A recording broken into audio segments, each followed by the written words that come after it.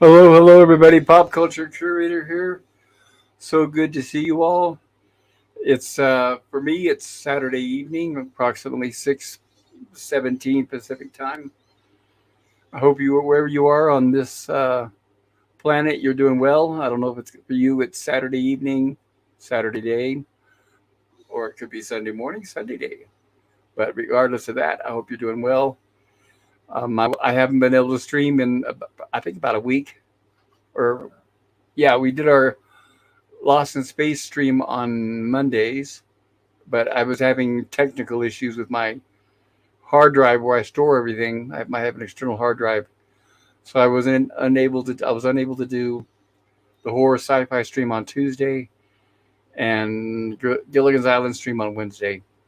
But I got a new hard drive, thank goodness. The one that was kind of flaking on me going out was a 5 terabyte, but I got a 12 terabyte to replace it, which is plenty to last me for a long time, forever. And I'll have that ready by Monday.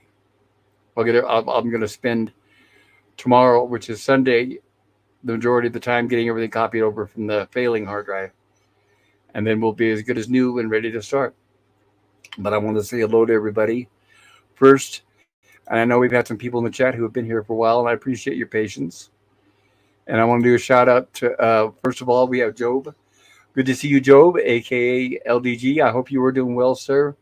It's always good to see your face around. And of course, obviously, the beautiful Suzanne Eckstein. Hello, Suzanne. I'm glad you could join us. I know you're a very busy person, and I hope everything's going well. Um, we are here. I never thought I'd reach this milestone, but I actually surpassed 500 subs this past week, and I wasn't sure whether should I do a stream, should I not do a stream. I don't know whether I should. Is that a good thing? But I did do a poll in the community tab asking everybody, do you guys think I should do a stream to celebrate the 500 subs? And people seemed to respond overwhelmingly yes. So I went ahead and, well, here we are. So I figured I'd wait till tonight. And hopefully, if you're not busy, maybe you can join us, spend a little time. We can chill and relax tonight, talk with friends, enjoy ourselves. It's an open topic, open mic as usual. That's what Rumblings from the Lab are for. Job says, yes, absolutely. And Suzanne says, Pop, watch hours are easy enough. I can play your streams while I sleep to boost the watch time. That is very kind of you, Suzanne. Yeah, I guess I should look at the details. I haven't done that. But I think you're right. I think it's maybe because I think it was for a long time. I think it was 1,000 subs. And I think they recently changed that to, like you said, 500. But the watch hours are like, I don't think I'm even close. I'm not sure what they are. I have to look it up. But I think they're extremely high, probably in the millions or something like that. So hopefully one of these days I'll get there. And Nemesis Sabine, so good to see you, my friend. And I hope you are doing well. Nemesis Sabine says, hope you are doing well tonight, Pop. I am. I'm feeling good. I've got my energy. One thing that didn't help last week is I had my chemo infusion. And that always seems to kick my butt for the first couple of days after that. But then, after once that rides off, I feel much better. So I've been doing good. I've been getting around. I did a little bit of running errands today, a little bit of grocery shopping. It was nice to be out. It was nice and cool today here, nice and sunny, 72 degrees. It was perfect. Um, I'm happy. I'm lucky I'm able to get around. So I feel very blessed. And Suzanne says, Nemesis, hello. And hello, Gorilla's Random Thoughts, my good friend Gorilla. Gorilla says, hey, everyone. And Suzanne says, Gorilla, hello. And Nemesis says, hell yeah, 500 subs, congrats. I know it's crazy. I think I've gained like over 200 subs in the past week. It was like all of a sudden, it was like boom, and I started getting all these people.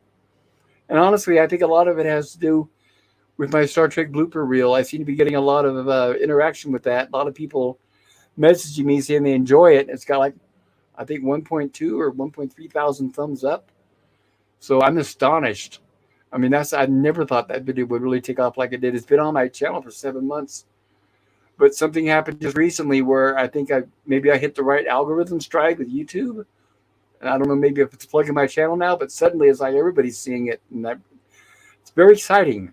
Like I said, I'm very humbled. I never thought this would happen. So I mean, 500 is incredible for me. I know there's people out there with thousands of subs, which to me, subs is just a number. But still, I mean, I never thought I'd reach 500 subs, at least not this quick. But I owe all of you that milestone. Without you guys and your dedication and being good friends, I wouldn't be here. Nemesis says, hello, Suzanne. And Nemesis says, hey, Gorilla. And Gorilla says, damn it, Pop, you passed me. Look like I got some work to do. I did, Gorilla? I didn't even notice.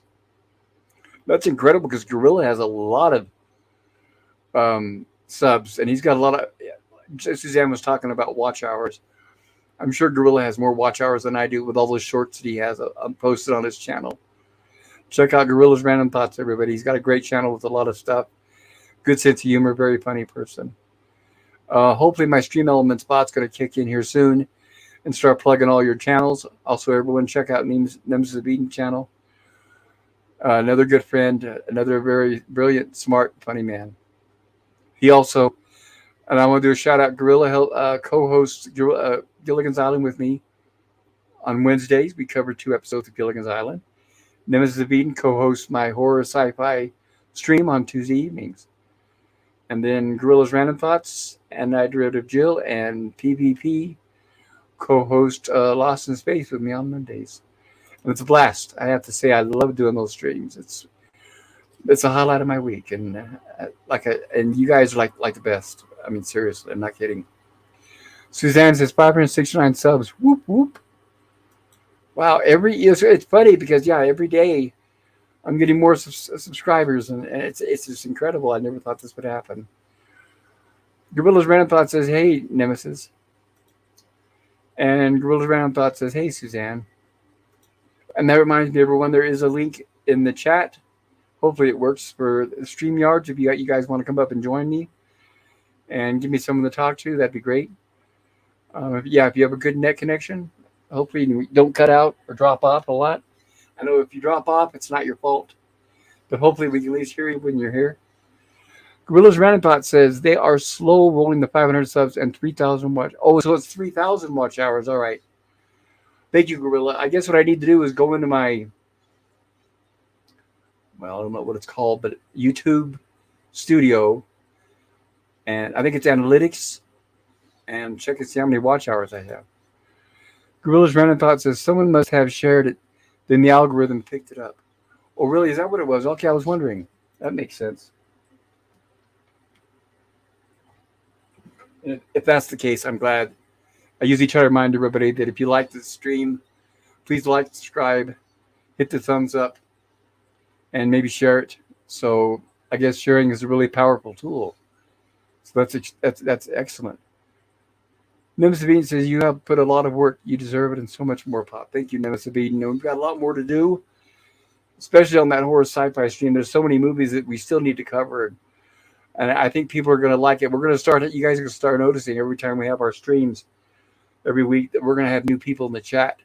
And that's what was happening the last few streams. And it's very exciting to see those new names in there saying hello. And the Phantom Boomer Explorers. Hello, Phantom Boomer. It's so good to see you too, buddy. Phantom Boomer says, congrats, Pop. Well, thank you, Phantom Boomer. Gorilla's Random Thought says, I'm at 1,300 watch hours. Wow. Yeah, I need to take a look. I guess maybe sometime tonight I'll do that if I can figure that out. I'm kind of new at that. I hadn't spent a lot of time on my YouTube Studio looking at my analytics. That's what I need to figure out. In the chat, Job/LDG, he's a master and genius. He knows how to do all that kind of stuff. And the Phantom Boomer says, at Suzanne Eckstein. And Suzanne says, check out Gorilla's Random. Thank you for putting that link in there, Suzanne. I really appreciate that. Looks like I need to go kick Stream Elements bot in the butt because I haven't seen it show up yet. And the Phantom Boomer Explorers at Gorilla. And Gorilla says, hey, Boomer. And thank you for posting this link as well, Suzanne. Suzanne says, check out Nemesis of Eden's channel. I absolutely agree, everyone. These people are great, and it's a highlight of my week also to plug these wonderful fellow YouTubers. It's a great community. The Phantom Boomer Explorer says, Nemesis. And Suzanne says, Phantom, hello. And Phantom Boomer says, hail, Stream Elements. I know, there it is. Oh, it's a little sleepy, But there's Stream Elements at last, finally. And yes, you'll see this popping up randomly every few minutes or so. You'll see Stream Elements pop up with the link to people's channels. And I've mentioned it before, and I'll mention it again. If you have a channel you would like me to plug, please let me know, and I will include it in the bot so that you can be advertised along with everyone else. Because if you come to my channel, I can. That's the least I can do, and I owe you guys for spending your time with me. And Suzanne says, "Watch Phantom Boomer." Yes, Phantom Boomer's a good buddy. He's just getting started, but he's got some great reviews up there. I highly recommend it. And there we are. There's good old Jill. Everybody, please visit and I derivative Jill's channel. Hopefully, she'll stop by tonight. I know she's busy. I think she's doing Saturday Night Star Trek on another channel. And Suzanne, there we go. Thank you also for posting that, Suzanne. But the watch hours, yeah, incredible. It's like, okay, all right, I need to look it up because even I need to do the math, but my Star Trek blooper reel is really, really taken off. So that's got to be the majority of my watch hours there, I'm guessing. And I know I get a lot of watch time from these streams, so I'm going to try to do more of these when I can, when I'm able. And Dead Man Walking 55, hello, so good to see you. So good to see you. Dead Man Walking says, howdy, y'all. I think we're going to start having more people come in. I know there's a lot of people busy. I want to mention we had a fellow YouTuber pass away a few days ago, Cardinal Sin. He was well loved. I know he was well liked by a lot of people. He was very popular. He had a lot of interests in common with myself. We had paranormal and sci-fi, classic movies, all that kind of stuff. So shout out to the late Cardinal Sin. My blessing goes to his family and friends because I know that's a terrible thing. You know, we never know when we're going to lose somebody from our community. There's not a lot of people in our circle of friends, so anytime we lose one, it's really devastating. And Suzanne says, check out Dead Man's channel. Oh, thank you for posting that. And Dead Man Walking, let me know if you're mentioned in my Stream Elements bot. I'm going to post in the chat right now the link to my Twitter. So if you're not following on Twitter, I highly recommend to message me, and I will respond and message you back, and then we can be friends on Twitter or follow each other or whatever it's called on Twitter. I don't know. And then that way I can add you also to Stream Elements bot. Like I said, I can plug your channel. If you don't have a lot of content on your channel and you don't want me to plug it, that's fine too. Whatever works for everybody. I have to look up the name of my Twitter account. And I'm going to put that in now. Bear with me, everyone. I'm not the fastest typist right now, with my webcam being a little screwed up.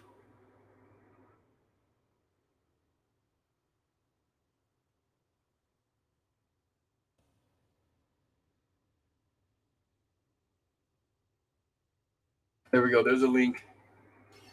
What I need to do is start, I guess, adding that to the top when I post, because I do post and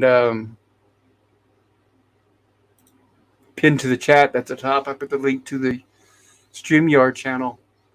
And what I need to do is I need to start posting the link and my Twitter handle and kill two birds with one stone to make it easier for you guys. Instead of trying to make it confusing, make it simpler. The way I look at it. And Dead Man Walking says, hi, Pop Culture Curator. Well, hello, Dead Man. I think it's going to be a fun Saturday night. Hopefully you guys have tonight off. Nobody's having to work, but I know, we all have different sorts of jobs. So if you are working, I give you credit for your dedication. Dead Man Walking says, oh, thank you, sir. It is my pleasure. And like I said, there is a link in the chat for my Twitter account, Twitter handle, if you're on Twitter, that is. I do have a Facebook account, but I don't really get on Facebook very much. So I would hate to link that and then have somebody message me on Facebook and I don't check it for a week or two. And I wouldn't want you guys thinking that I'm ignoring you, which I never do. And Dead Man Walking says, and thank you. And hello, Suzanne Eckstein. Oh, very cool. And then Mr. Eden says, nobody ever thinks when they see someone, this is the last time I'm going to see this person. Usually we shouldn't take for granted those who we love and bring us joy in life. You're right, because everybody, not only on YouTube, but in my personal life, now that I think about it, family, friends, everyone that I've ever lost has always been unexpected. I've never had the opportunity to say goodbye to anybody. And that is tragic and it's horrible because you always think about the last time you saw them. And I don't like funerals, but I've been to so many of them. It's gotten to where at the point of the funeral where people get up and they walk over to the coffin or the casket to view the loved one for the one last time. It got to the point where I don't like doing that anymore. So when I do go to funerals, I tend to when I walk in the room, I'll sit in the back, and I can see the coffin or the casket up in the front of the room. But I want to remember them from the last time I saw them. I don't want to see people inside of a coffin anymore. I don't want that to be my last memory. Like I said, I've been through enough funerals. I've had more funerals than I have weddings or family reunions, and that's not a good thing. Sorry to sound depressing, everybody. Don't mean to do that. And Nemesis Bean says, I'm working for the next 2.5 hours. Nemesis, all right, I don't want to disturb you, and I'm glad you're able to listen.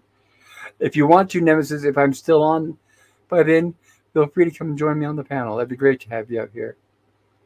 And Gav After Dark says, rest in peace, Cardinal Sin. Yes, absolutely. And I heard he was in a lot of pain. So I guess the only good thing out of the whole matter is that he's not suffering anymore, as they say. And Gap After Dark says, hey, Pops. Hey, Gap After Dark. And Suzanne Eckstein says, Gap, hello. And Gap After Dark says, hello, all. And Gap says, hey, Suzanne. And Suzanne says, check out Gap's channel. There's a good link. There you go, Suzanne. Thank you very much.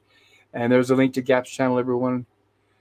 And I'm going to try to watch to see if Gap's channel is mentioned in the stream elements. Okay, there we go. There's Resolute German, the good friend, everybody. And Deadman Walking says, hey, Gap. And Gap After Dark says, thanks, Suzanne. You guys are so kind. I love how you guys are all saying hello to each other. And Gap After Dark says, hey, Deadman.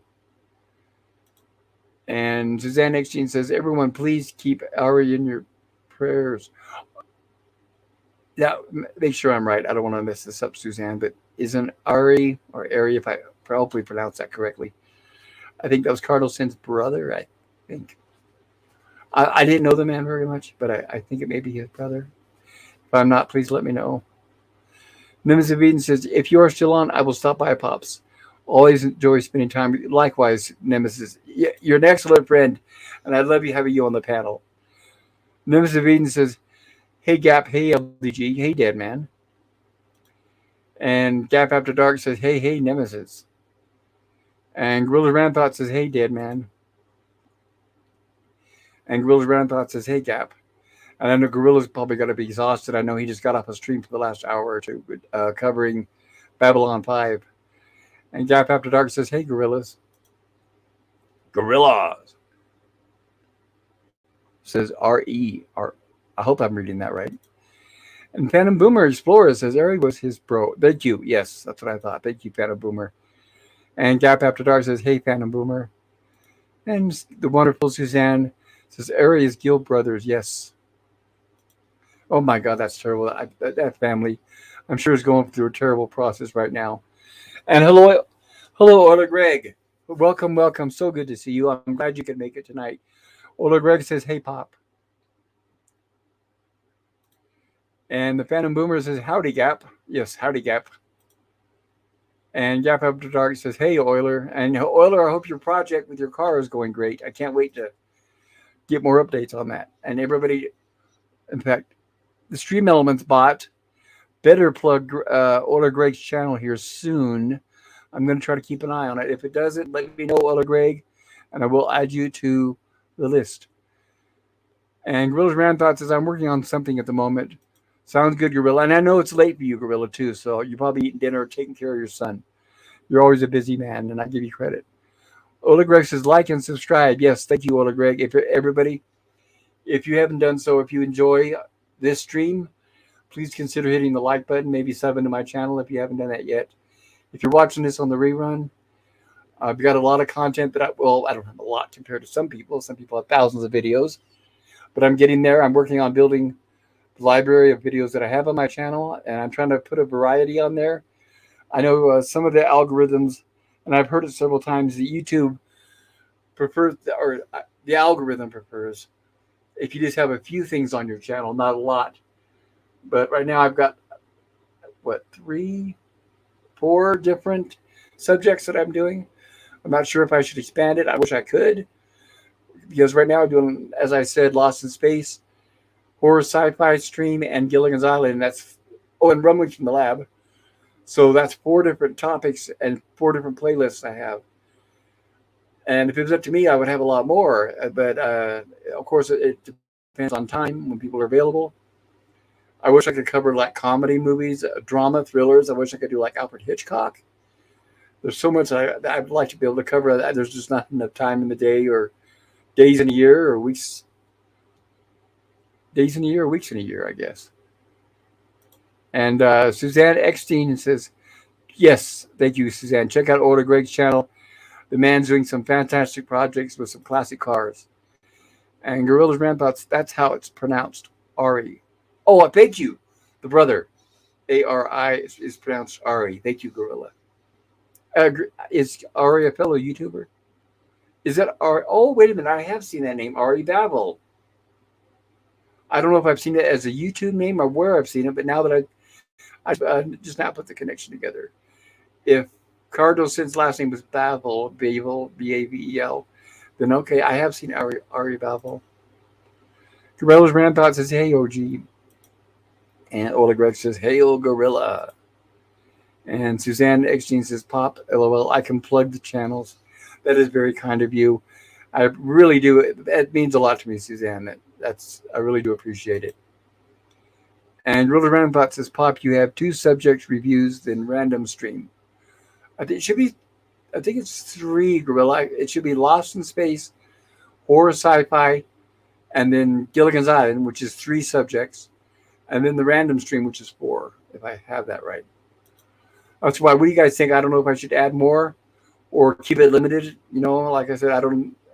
Job/LDG in the chat would probably know more than I would. Gorillas Rampart says he's in a lot of chats. I thought so. Yeah, maybe when I used to be on Doomcock's channel, maybe that's where I've seen his name. I'm not really sure, but I know I've seen it before.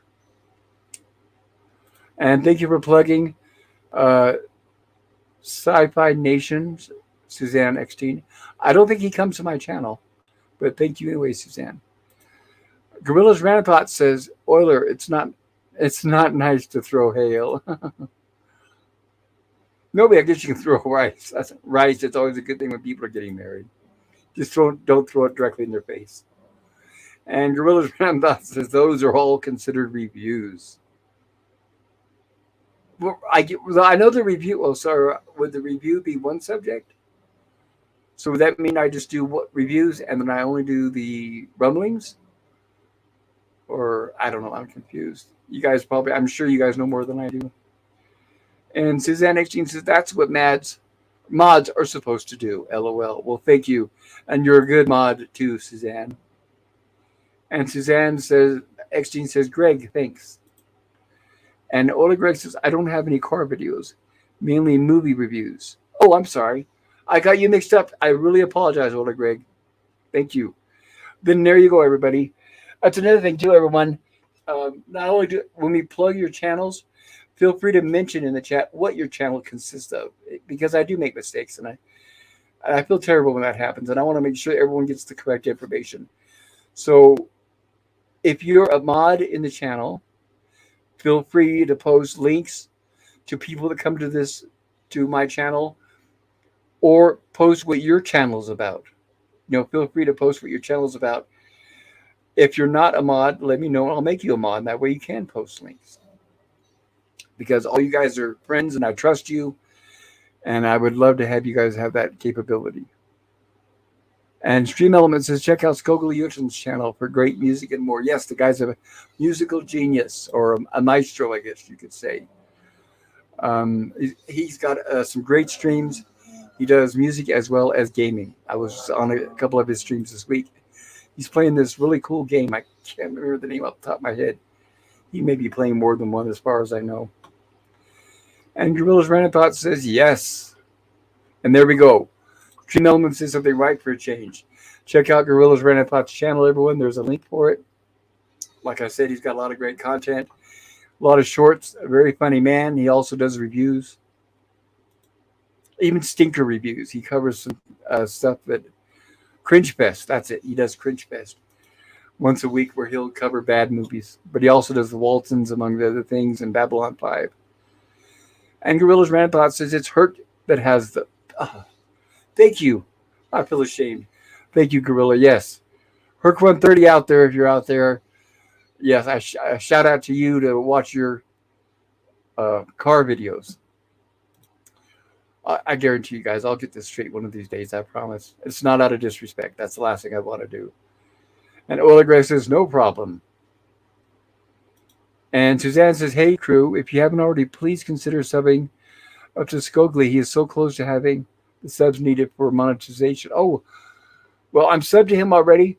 But if you're listening, if you're within listening distance and you can hear me now, if you're watching or listening, or if you're watching this on a rerun, yes, do sub to Skogly Jotun's channel, especially if he's close to monetization, which I'm assuming is 500. I need to look at the numbers. But yes, thank you for shouting that out and bringing that to my attention, Suzanne. And the Phantom Boomer Explores says Hirsch has a car video restoring a Mustang. Yes, that's the one and that's the good Mustang, by the way. That's when they used to build them really good. I'm old, so in my opinion, as soon as 1970 hit, all the American automakers went down the tubes. But like I said, I'm old, so that's my opinion. I'm sure it may differ from yours, which is totally fine and acceptable. And Ola Greg says, link, Suzanne. Yes, let us know what link, and I'll make sure I help you out with that if you need to. Gorilla's Rampart says cringe stock, and for the one after Frankenhooker sprung out at me as I was looking for something to watch. I will try to be there for Frankenhooker, Gorilla. I mentioned it before, and I'll mention it again. I'm actually a fan of that movie. I've seen it before. I'm a fan of the director. He's made a few movies. He made Basket Case 1 and 2, and one called, I think, Brain Damage. I need to look it up. It's been a while. And then he made Frankenhooker. But his name is Frank Henenlotter. They're low budget, but they're funny. And those are the good ones. There's a lot of bad movies that are not entertaining. But anything that Frank Henenlotter makes are low budget, funny, and entertaining. And that's where you get the right combination that makes it worth it. Gorilla's Random Plot says, if you were funny last night, if you want funny, last night's Walton review was pretty funny. Yes, I don't think last night, did I get a chance to stop by there for that? If I didn't, I'm so sorry about that. The Walton just passed a milestone. I saw it on Twitter. But it premiered just this last week, back in 1970, one or two? And that show was actually on the air for, 9 or 10 seasons. It was a long time. A lot of episodes. I know it was very popular back then. And still is. Nemesis of Eden says, definitely sub to Skogly. Yes, thank you. And Suzanne says, Greg, whose link? Yeah, Greg, feel free to put the link in the chat. If not, let us know, or you can send it to my Twitter. But let me check my Twitter really quick, see if I got any notifications. Oh, I don't have any messages, but it looks like whoever badass grandma is reposted my post. I don't on Twitter. I don't know the differences between retweet and repost, but that's very kind of badass grandma wherever you are. And here we go. Diggs BTW7. I don't know if that means Diggs by the way 7 or Diggs BTW7. Welcome. So good to see you. Glad to see you that you could make it with us tonight. Hey, what's up, G? And of course, there's this link for Nemesis of Eden's channel, everybody, who I previously mentioned and who is here in the chat. And I'm glad to see you guys are all saying hello to each other. Gorilla's Rampart says 72, 9 seasons. Yeah, that's it. That's incredible. Most of them are still alive, in fact, Gorilla. Just with that last week or so, I was watching a reunion that was taped not too long ago, and it had everybody but Grandma and Grandpa. So even I think the dad's still alive. I know the mom's still alive. Michael Learned, Ralph Waite, who played the father. I think he's still alive. The reunion that I saw, the cast reunion, was like, I think a couple years old.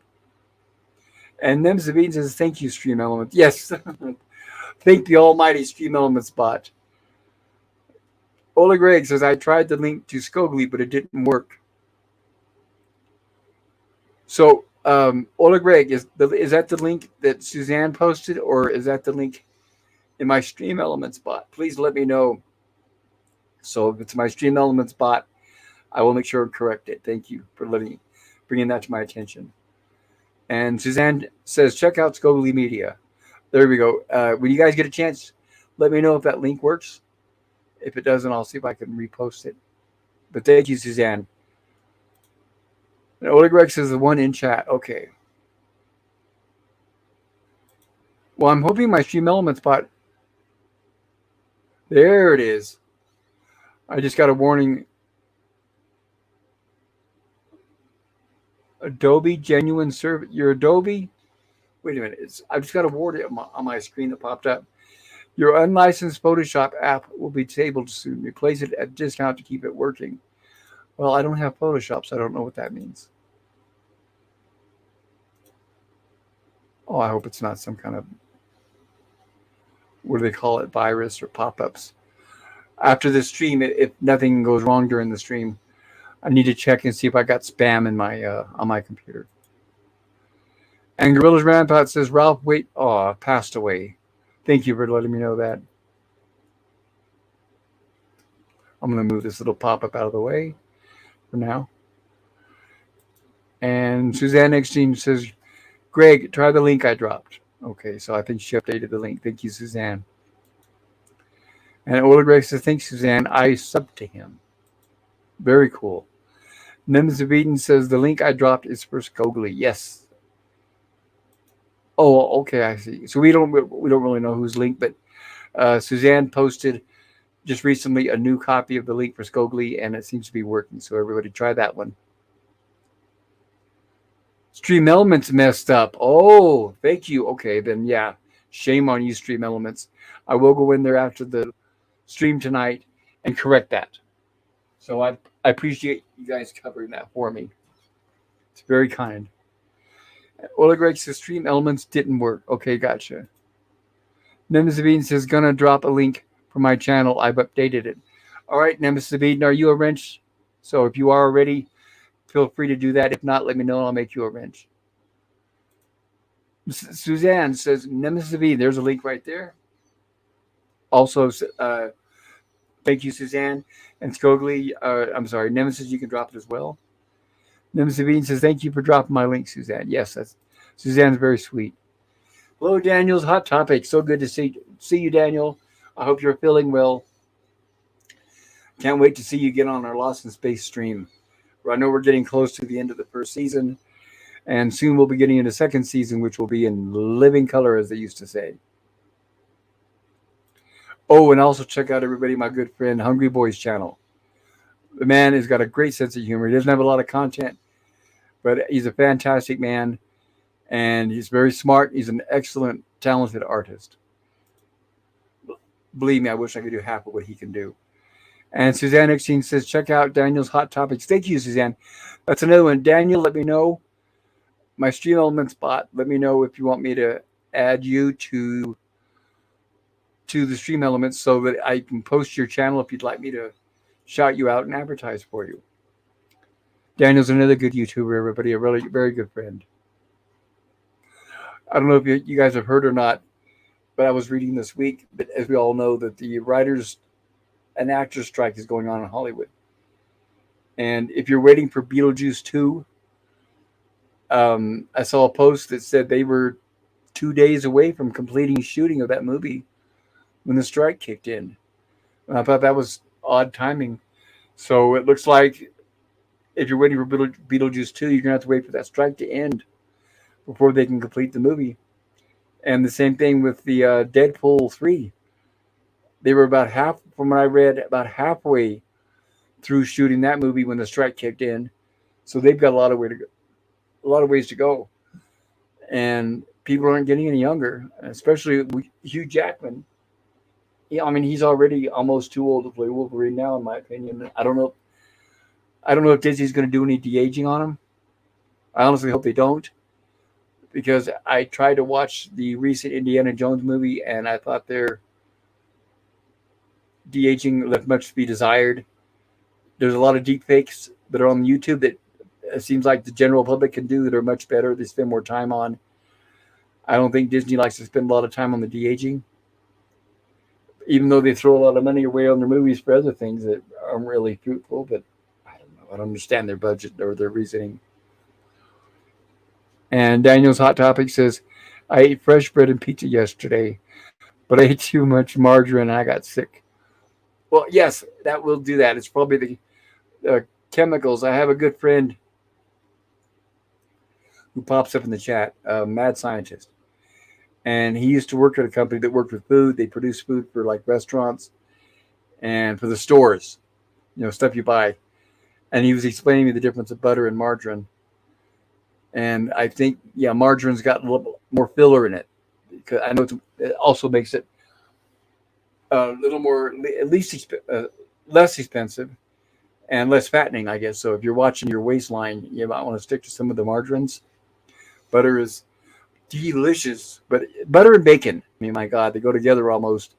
Delicious, but the worst thing if you're, I should add chocolate to that. I'm a chocolate fiend. So I'm going to say butter, bacon, and chocolate. Those are the worst things for your waistline, especially if you're trying to lose weight. And Gorilla says that strike is faltering. Couple people, ooh, really? Honestly, I'm not really enthusiastic about the current crop of writers in Hollywood right now. So I hope they fire them before they resume negotiations. But that's just wishful thinking on my behalf. And Gorilla Renathought says, have crossed back over the line.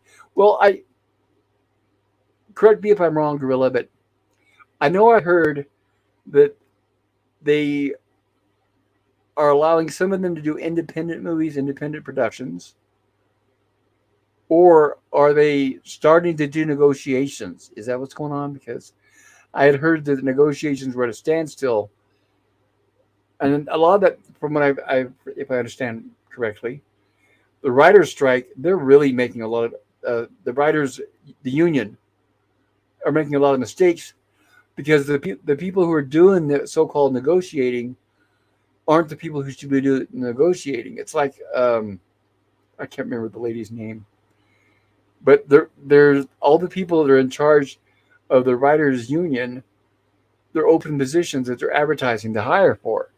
So they've got some lady who hasn't been there very long, and I think she's in her early 20s with no experience, who are making all these demands. And I think that's one of the things that's dragging it down and dragging it out. It's a shame for them. They need to really, someone needs to wake up and snap out of it. And they're also demanding way too much, because I've been watching what they're demanding. It's ridiculous. It is way over the top. And nobody in their right mind would ever buckle in and bow down to that. It's totally ridiculous. A lot of the writers, they want to be paid whether they're working or not. I mean, what do they think they are, teachers? No, I'm just kidding. No offense to teachers. I'm a retired teacher. Suzanne Eckstein says, Daniel, butter, always. I know. And especially right now, I'm at the point, which I never thought I would be in my life, but I'm at the point where I actually need to gain weight. I usually average about 165, 170 throughout my life. That's where I've always been since I was, 18, 20. But then when I got ill here recently, and with all the treatments and not eating and, several things factor in, I really haven't been eating as much as I should be. I don't have the appetite I used to have. So right now I'm down to about 135, 40, something like that. So when I went grocery shopping recently, I really packed up on the calories. So I bought a bunch of like chips and chocolate. I bought a chocolate. Now you're gonna yell at me now, and I don't blame you. Go for it. But I bought a chocolate cake mix, and candy and donuts. But I am balancing it out, if you want to call it a balanced diet. I also bought some fruits, vegetables, and all that kind of stuff. They recommend that for my treatment therapy. I mean, I need to stay hydrated, so I've been doing that. I buy juices. I drink a lot of juices, a lot of water. Juices if I can afford it. I know they're expensive. And where I live in a small town, a nice, beautiful town. Very little population. Everyone knows each other, etc. One grocery store, and but unfortunately, it's a tourist trap. We're like an hour and a half away from the Grand Canyon in Arizona, so the cost of living in this town is very high. And like I said, we have one grocery store, a Safeway, and they know they're the only grocery store. When I was there today, just going through the aisles, just browsing through the aisles, shopping, I had at least two people today just randomly offhand say, "Wow, do you believe these prices? I can't believe it. These are the highest I've ever seen." And one lady said, "I can't believe this." She said, "My kids, they don't know the difference of what prices are now compared to what they used to be." And I said, "Yes, I completely agree. Some things are shocking." And I hate to say it, but sometimes there's some things that I would like to buy and I can't afford to buy. And I've gotten to the point another thing I never thought I would do is I've gotten to the point where I'm one of those people that count coupons. I actually look up coupons. I check the sale ad every day. I write down everything. I have the app so that I have the list before I go into the store. So and I stick to that. I try not to waver from it. Sometimes you do when you do. Something will catch my eye. But as they say, don't go grocery shopping when you're hungry, which I don't do. I don't have much of an appetite right now anyway. I usually have to force myself to eat. So that's kind of helps me save money when I'm shopping. And a few elements. Oh yes, good friend is my good buddy Berto Pray 5. Do check out his channel, everybody. Insightful. The guy's a genius and he's very funny and he's been on a long time. And his mother, Mamo Pray, is hilarious. She'll get on there and start telling her stories about her life and their family and things like that. And it's just I could listen to them for hours. I mean, they're his family, a beautiful family, and they're very entertaining, very funny, and very very kind. And Suzanne Eckstein says, "I love making my own butter." You know, oops, sorry about that, guys. I need to turn my phone off. I apologize for the interruption. And Suzanne, I know it's possible to make butter at home. I need to look it up because since I'm watching my budget now, I need to say. I mean, you can make a lot of stuff at home. Like I said, I bought chocolate cake and I bought a cake mix and I bought the frosting or icing that comes in the little container. And I was thinking about that today. It's like I can start making all this stuff from scratch and save a lot of money. And I know how to make bread and other things like that. I mean, you can make like condensed milk from scratch. You can make homemade caramel from scratch, and butter like is doing. Homemade. I mean, Cool Whip. I mean, all that stuff. All those products that you buy on the shelf, you can make for a fraction of the price at home. And obviously, it's going to taste much better homemade. And it's going to be a lot healthier because there's not a lot of preservatives and all this other processed junk that goes into some of those things. And Gorilla's Random Thought says, "I buy Land O'Lakes, even though they removed the Indian but kept the land." Yes, it's funny because, right, I'm going to keep it on that for a moment. Right, Land O'Lakes, everybody, if you're not familiar with that. Thank you for bringing that up, Gorilla. It shows like a valley, mountains, and there's a sun and trees. And it's been on the shelves for years. It's an old brand. And in the center of the label was an Indian. I think it was a woman, a young girl, Indian, and it was called Land O'Lakes. And then, of course, you have the people who decide to be sensitive, people who decide to complain, people who decide to be offended, banded together and complained because these days everybody's got to be offended about everything just to get attention. That's all it's all. They're not really offended, but they like the attention. So they complained about Land O'Lakes and Aunt Jemima and all that. But what's funny about Land O'Lakes, it's like what they did to the American Indians. Like they got rid of the Indians and kept the land. So now you buy it and they keep the background with the mountains, the hills, the trees, and the sun, but they got rid of the Indian, which I thought is hilarious and it's very fitting. And I thought it shows the stupidity and the racism more than having the Indian on there. It shows their true intentions. And Daniel says, "I hate Boeing 36 When I was in my preteens and my teens, um, you should have seen how much margarine I put in my pasta and on my bread, and I am fine. And I love buttered noodles, Daniel. That's one of the things I picked up today. I got some egg noodles. I mean, I have other noodles. I have like spaghetti noodles. I have like elbow macaroni. But the best buttered noodles, in my opinion, are the egg noodles. And I picked up some of those, and I can't wait to make them. That is something. In fact, I haven't made butter noodles in years. Put a little salt and pepper in there, maybe a little garlic. Fantastic. I hate being 36. Well, Daniel, oh my God, I wish I could be 36 again. I know it's not like that you hate life or whatever, but believe me, you've got a lot of years ahead of you. Thank goodness. And 36, I could think about then. I remember where I was then. Gorillas Rampart says no, they went back to work their previous show. Okay, gotcha. Thank you, Gorilla. And also everybody, I want to do a shout out here. Check out Sean Carter's channel, Sci-Fi Model Guy. He's doing some great model building, and he's got some great videos. He did a Star Trek TOS the Enterprise that he gave to another YouTuber, Mexican Iron Man, and he's currently in the process of putting together a really, really awesome, detailed version of the ship Jupiter 2 from the original Lost in Space. Thank you for your unsolicited testimonial, Pooch, but not right now.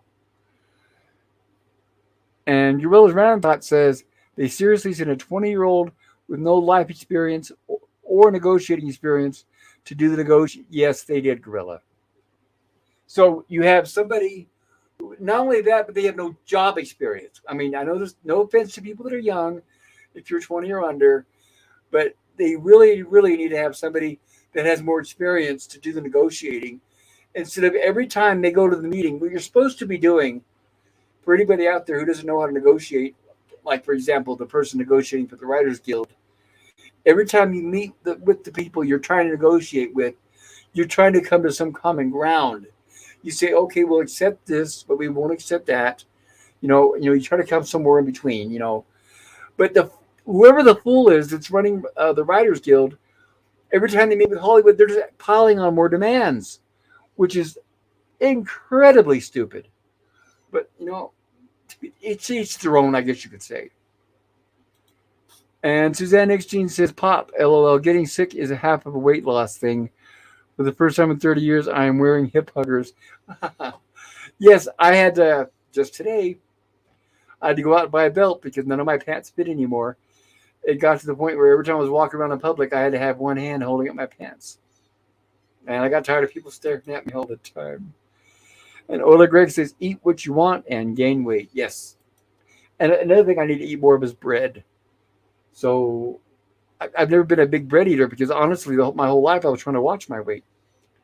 So whenever I had dinner, we had like dinner rolls and things like that. I would pass and say no thanks on the roll, but I'll have salad, that sort of thing. But that's one thing I need to get back into and break that habit, start eating some more bread. And Daniel's Hot Topic says, "I heard there's a strike in the automotive industry, and a friend of mine, we talk about the strikes, and he told me the strike in the auto industry could push the writers and actors strike to end soon." That's interesting. I didn't know there was a connection between the two. First of all, I haven't heard about the writer's strike. I mean, the auto workers strike, but I didn't know the connection, but I can possibly see the connection because when I heard the writers and the actors strike, it obviously does not affect just them, but it affects many other industries that trickle down. So maybe they figure maybe it's getting out of hand and there's too many people striking. But it is obviously, what's the elephant in the room that people don't talk about? And that is inflation is way out of hand since we've had the new unfortunate president. I mean, it is the highest. I'm already old, and this is the worst, highest inflation I've ever seen in my life. I mean, we're paying triple or quadruple prices for gas, food, all the basic necessities compared to just a few years ago. I mean, seriously, during the last presidency, we're being taken advantage of. Our wages did not go up nearly as fast as the cost of living. and the cost of everything else, and that is the problem. So ultimately, people do need to deserve wages and higher wages. It needs to commensurate with the increase of the costs of everything around us. It's not fair that we're treated like slaves, and that because we all know that not just I'm in like the United States, but not just our country. I don't like to like any political, so I'll keep this quick. But we all know that our governments are being ran by the few rich billionaires and trillionaires. So basically, the people that run our countries are like BlackRock, and just a handful, two or three companies own everything. So we have, and they figure we're worth nothing, and they're trying to cut down the population. But that's enough with that. But I just want to say it's not fair. People, when people work, they deserve to be paid for what they do. It's gotten to the point where people have to work two or three jobs and struggle, and then still barely survive, and that's just not right. I miss the old days where one income. I mean, geez, up until what, the 80s, 90? No, maybe 90, 80s, 90s. One income could support a family. I mean, there's the old stereotype where dad would go to work or the husband would go to work, mom would be at home raising the family, and dad can make enough money to send the kids to college and support the family and buy a car and so on. That's impossible now. Forget it. It's like, forget it. If the companies could pay everybody a penny an hour and get away with it, they would do it. They would do it. That's the only reason why this country has minimum wage, because it's forcing them to at least pay a minimum amount. They hate doing it. They would rather just profit and pay everybody nothing. But this is America. We've had slavery around for what, 200 years? It never went away. It's just that it changed names. Now it's just called minimum wage. Daniel's Hot Topic says sooner. So that does make sense then for the auto industry. But if you work in the auto industry, no offense, because if you're listening with the earshot of what I'm saying, I know you have no control over what goes on in the auto industry. But for me, for one, my experience with American automobiles are the worst in the world, and I always swore I'd never own one ever again. So they're like the writer's strike. A lot of those people need to be cleared out before they make any negotiations. And then that's not the fault of the people who are on the assembly lines, who work on the cars. It's the fault of the people at the top who want maximum profit for little investment. So that's the reason why American car. In fact, I hate to get off topic here, but hey, it is open topic, open mic. There's a company that's been around a long time called Consumer Reports. And what they do is they're non-biased, and they review cars, refrigerators, food, everything, a wide variety of stuff. They review it. They have a website. They used to have a publication, like a book or something, once a year. But you could always depend on them to be honest and give you reviews of who makes the best car, who makes the best refrigerator, who makes the best, hair dryer, everything. They would say who makes the best and who makes the worst. They have a scale. And since the 1970s, the American automakers have just went off a cliff. And at this point, and like I said, if you don't believe me, go to consumerreports.com. But the American automobiles are the worst quality in the world. They're absolutely at the bottom. And at the bottom of that list, the number one absolute worst automaker with the worst quality right now in the entire world is Ford. And once again, no offense if you work for Ford or if you like Ford, nothing personal. But go to consumerreports.com and look at Ford over the past several years, and you will see what I'm talking about. Hello, Nemesis. How are you doing? I'm doing okay, Bob. How are you doing? Hopefully there's not a lot of background noise from like the traffic and whatnot. I've tried to find like the quietest corner in my parking lot. No, you're fine. Has it been an hour and a half already? Wow, time No, flies. no. I've got like 10 minutes on my break, so I figured I'd just pop in, say hi to Well, everyone, and hang out for a bit.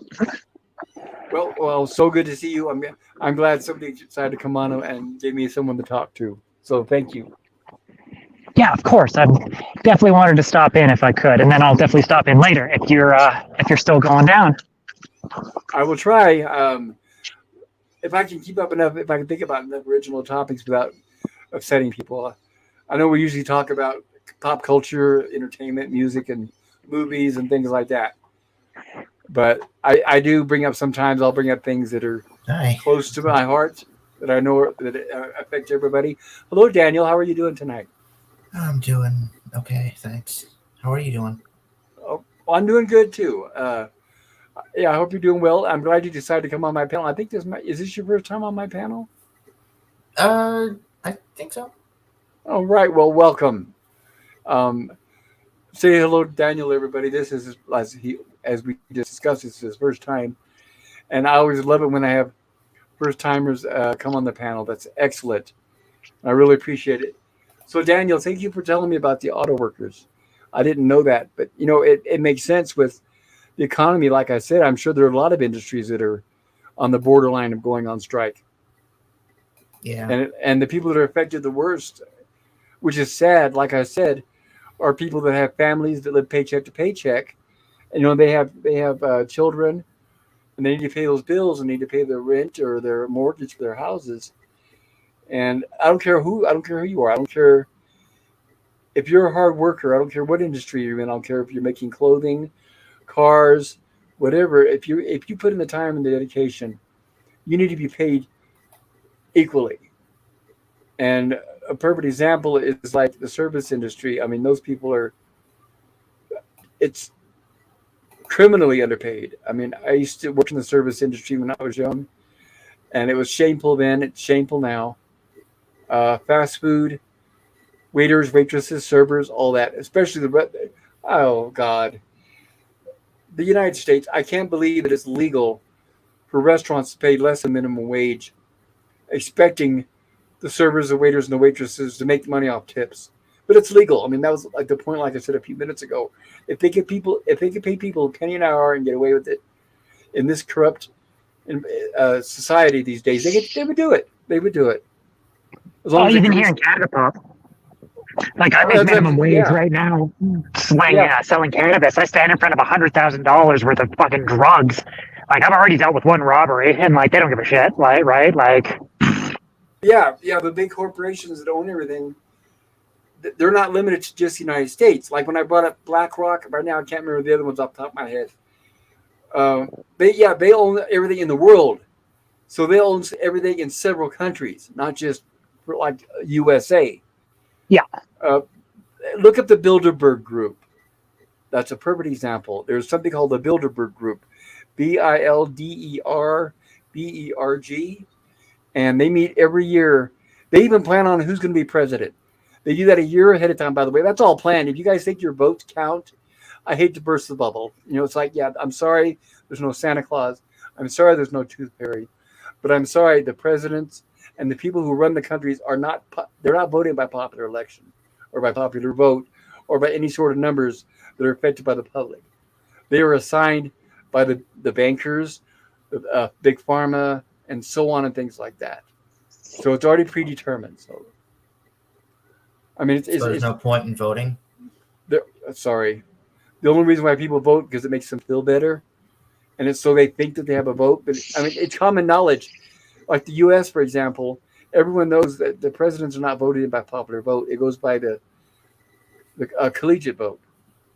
But it's honestly, as we all know, anybody who's even paid attention when there's ever been a campaign, I don't care if it's your local mayor in your local city, or if it's your governor of your state, or if it's the president of the United States, we all know that the way they run is on money, and whoever has the most money wins. And that's just how it is. They don't. It's not the votes; it's the money and the power. If you've got the money, the power, and the media backing you up, you're going to do it. It doesn't matter who you are. You could be Ronald McDonald, and you'll make it as president as long as you got the money, the power, and the press, and the bribes. That's what lobbyists. I mean, lobbyists are saying, bribe is an awful word. Do you really have to use that word? Oh, well, how about we call them lobbyists? There, that's better. Yeah, you're right. That does sound better. Lobbyists. Yeah. There's several countries where when they take bribes, that's actually a crime, and some of them are crimes punishable by death.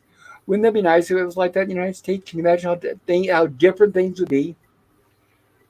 I think that the two, this is my opinion now, strictly everybody, and I hope I don't offend anybody, but I think the two professions that should never be president of any country, United States, or ruler of any country, I think the two professions that should never be up there are politicians and lawyers. Those are the absolute worst. Absolutely. And they should be off limits. That's why the world is in such a bad shape right now. And all they do is get richer and richer. And people end up suffering more and more and struggling more and more. But that's my opinion. And Suzanne Eckstein says it cost me $18 for 2 pounds of stew beef chunks the other day. Oh my God, time to go hunting. Exactly, Suzanne. That's a good point too. That's another one. Is there's so many cuts of beef I used to enjoy buying, I can't anymore. Right now, it's gotten to the point where it's ground beef. Maybe I'll get some pork if it's on sale. But I was looking like today they had a beautiful like some T-bone steaks, and they're like on sale for upwards of $10 to $11 a pound. And I think, oh my God, what a beautiful price, right? It's like, no, I guess I won't be buying that today. And so that's another thing that's not fair. I mean, it's serious. And that's another thing too, is when food prices go up, the healthy foods like fruits and vegetables and all the things that we could really need to eat, those are they're out of our touch or out of our reach, because those are the ones that they're really going higher and higher. So the families that are struggling from paycheck to paycheck, we're resorted to having to buy garbage like Hamburger. No offense to Hamburger Helper, or if you work for them, or Pillsbury, or whatever company it is, but processed foods. We have to end up buying processed foods, junk foods, and all that because it's cheaper. And that's sad because, everybody needs to eat healthier. Well, that's another tangent. I guess I don't want to go on. I could go on forever. I apologize. Junk food? What's that? Hamburger Helper is junk food? Oh, God, just look at the ingredients. Yes. Oh, okay. Oh, and that's not junk food like chocolate or, like chips. But look at the ingredients. It's highly processed and very fattening, I guess. That would be to be more precise. It's highly processed and it's very, very fattening. In fact, I bought some today. It was on sale because all I could afford was hamburger. And I thought, well, I need something to go with it. My God, the boxes are like a quarter of the size from when I was a kid. And 4 times the price. So the Hamburger Helper in these little teeny tiny boxes are like now 4 times the price. And they make far less than they used to. And yeah, you look at the calories. See, what I do is I look at the ingredients and the calories and all that. And yeah, all that processed food. I mean, I know it tastes delicious, like mac and cheese. I love mac and cheese. But good God, is that fattening. I prefer to try to make it homemade when I can. But cheese is another one of those that's just, I mean, it's so expensive that there's a whole list of cheeses of different names that I can't even buy because I can't afford it. Even Velveeta is ungodly expensive. And that stuff's made out of all fat. But I'm sorry. That's just an opinion. And Suzanne Nixon says, Pop, yes, I taught my 14-year-old boy how to shop for deals and sales. Yes, it makes all the difference in the world. Oh, and what's funny too is, and I'm going to shout out Safeway. There's a grocery store chain in the United States called Safeway. They also own Ralph's and Albertsons and Vons. And I've lived here now for 2 months. And like I said, I watch the sales and coupons. And every time I've shot there, which is like maybe once every couple of weeks, they've overcharged me on stuff. And what I've gotten into the habit of doing is, after I don't count everything right there at the register. Obviously, I'm not going to be one of those people and hold up the line. But after I do my purchases, I go through the receipt like a fine-tooth comb. And there's a lot of sales items. They don't give you the sales price. They'll still, even though you gave the coupon and you're supposed to get the prices, do everything you're supposed to do, they charge you full price. And like, for example, like onions, they're supposed to be 69 cents each, onions. About 2 of them. They charge me $2. Yeah, they charged me $2 for 2 onions, and they were supposed to be 69 cents a piece. That's just one example. I can go on and on. Anyway, needless to say, just the last shopping trip I made, they overcharged me by over $35. Like they had Hunt's Manwich sauce on sale for $1.24, and of course they charged me almost $4 a can. They had frozen pizzas of $2.47. They charged me $6 a piece. So yeah, wherever you go, wherever you shop, they're ruthless, and they've been warned by the Attorney General. Like Safeway, once I discovered what was happening, I looked it up, and yeah, they've been warned before. It's been in the press. There's been push up. Sorry, I would just fed the dogs before the street started, so there's a little competition going on there. But yeah, they've been warned by the attorney general. But they don't care because they're making so much money. They'll pay the little fine, and when every now and then they get caught, and of course, the attorney general does not actually go in and punish them. Nobody spends any time in jail or anything. All the attorney general says, hey, this would be a good opportunity to fine them and get some money out of it. Hey, can you kick us down a few bucks? And Safeway will say, sure, here you go. And then it continues and goes on and on and on. So it's like, I thought about that. I said, okay, every time I've been there now, they've overcharged me by a substantial sum. And I thought, should I file a complaint with the attorney general? Why should I waste my time? Does it really make a difference? But I know I'm kind of cynical. It just I don't trust anybody anymore because I can't. There's very few people that I can honestly say who are out there in the world that are really looking out for us and that are trying to make the world a better place. I don't know if that exists anymore, honestly, sadly. And Nemesis of Eden says, I'm a candy kind of guy myself. Yes, me too, Nemesis. I know, right? Hell yeah, buddy. I know, guilty. That's another thing. Another example. Oh, I'm going to have to break before anything. I got to go. So, Pop, it's wonderful, as always. Daniel, didn't get a chance to say hi earlier, so hello. Good to see you, buddy. And, yeah, I'll see you guys later. And everyone on the chat, everyone in the chat, everyone on the panel, have an amazing night. Take care, Nemesis. I'll talk to you guys later. Drive safe. Thank you. I will try. Bye-bye. Yeah, I was thinking about that, and Nemesis talks about candy. My favorite candy bar used to be Milky Way. And right now it's another thing that it is a fraction of the size that it used to be. It is so small, and they're upwards of like $2 a piece. And I know that's really dating myself, and it really makes me sound old, but it's ridiculous. It's the shrinkflation. It's just ridiculous because they intentionally make things smaller and smaller and smaller, and they raise those prices higher and higher, and it's just not right. Because as everybody knows, all you got to do is look it up, and all the companies right now are making record profit. They're all making record profit. So they're saving on labor. They're saving on when they sell items, their profit are high through the roof. Because year after year, it's not like they say, oh, well, last year we made $5 billion. Yeah, we're happy with that. No, their goal is they got to make more every year. Well, we made $5 billion last year. We got to make $10 billion now. So, yeah, whatever it is, make it smaller. If it's like a grocery store, for example, if there's 12 registers, we'll just have one of them open. And let's make it all self-checkout now so we don't have to pay labor for anything. And then we'll make people stand in line and check out their own items. And people are foolish enough to do it. If people would complain, it would stop overnight. And Stream Elements posted a link, says, check out Jim Landscape, LLC. Yes, everybody. He's got a great channel. It's another good one. And Suzanne Eckstein says, buy cream and a pinch of salt and pour it in a jar. Put the lid on and shake it till it turns to butter. That makes sense. I remember seeing the old movies where they had the old butter churners where there was like that wooden barrel and somebody had a stick where they were going in and out of the barrel. But it makes sense. What you're talking about is pretty much the same process. If I can afford the cream. But it's got to be cheaper, obviously, or less expensive, I should say, than buying butter, because butter is really high right now. And once again, the point is there's not a lot of preservatives and additives and chemicals and all this other crazy stuff. A good example is high fructose corn syrup. That'll be the death of all of us.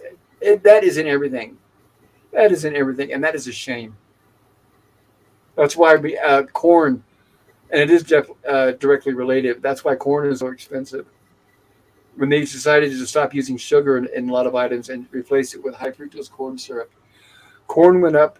Now people get fatter. The prices went up. So it was not a good thing for us, the consumers. And Oliver says, Pops, homemade treats. Oh, I totally agree, right? Oh, that sounds good. This is making me hungry. I don't usually have an appetite, but I'm starting to think about that now. Like maybe a nice homemade cream pie, chocolate cream pie or something.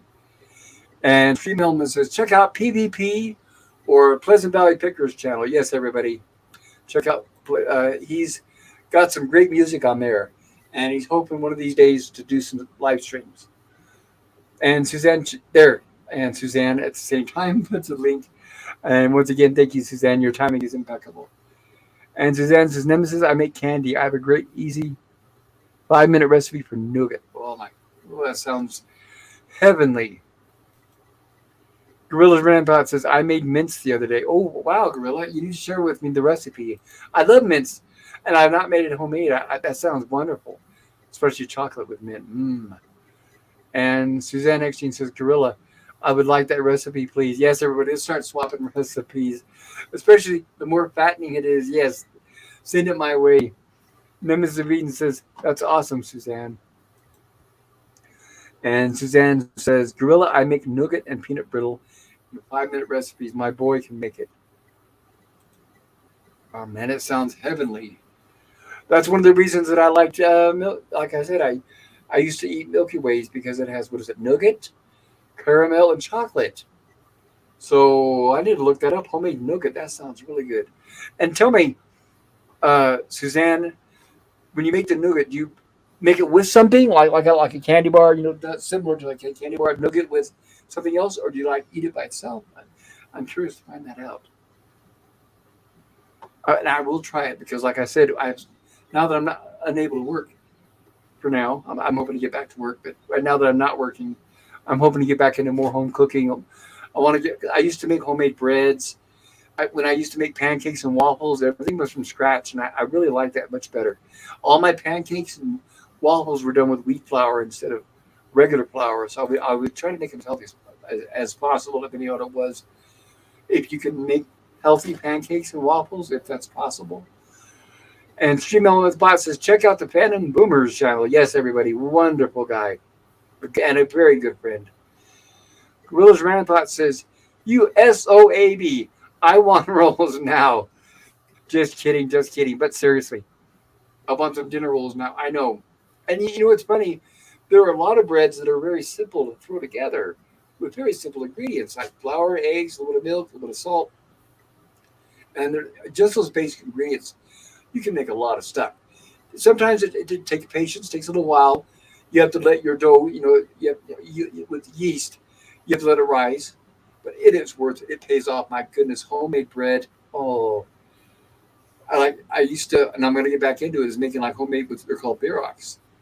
It's a German dish where you make your own bread and then you roll it out and you fill it with like meat and cabbage and onions and things like that. And you bake it. And it's like, oh my God, they're so delicious.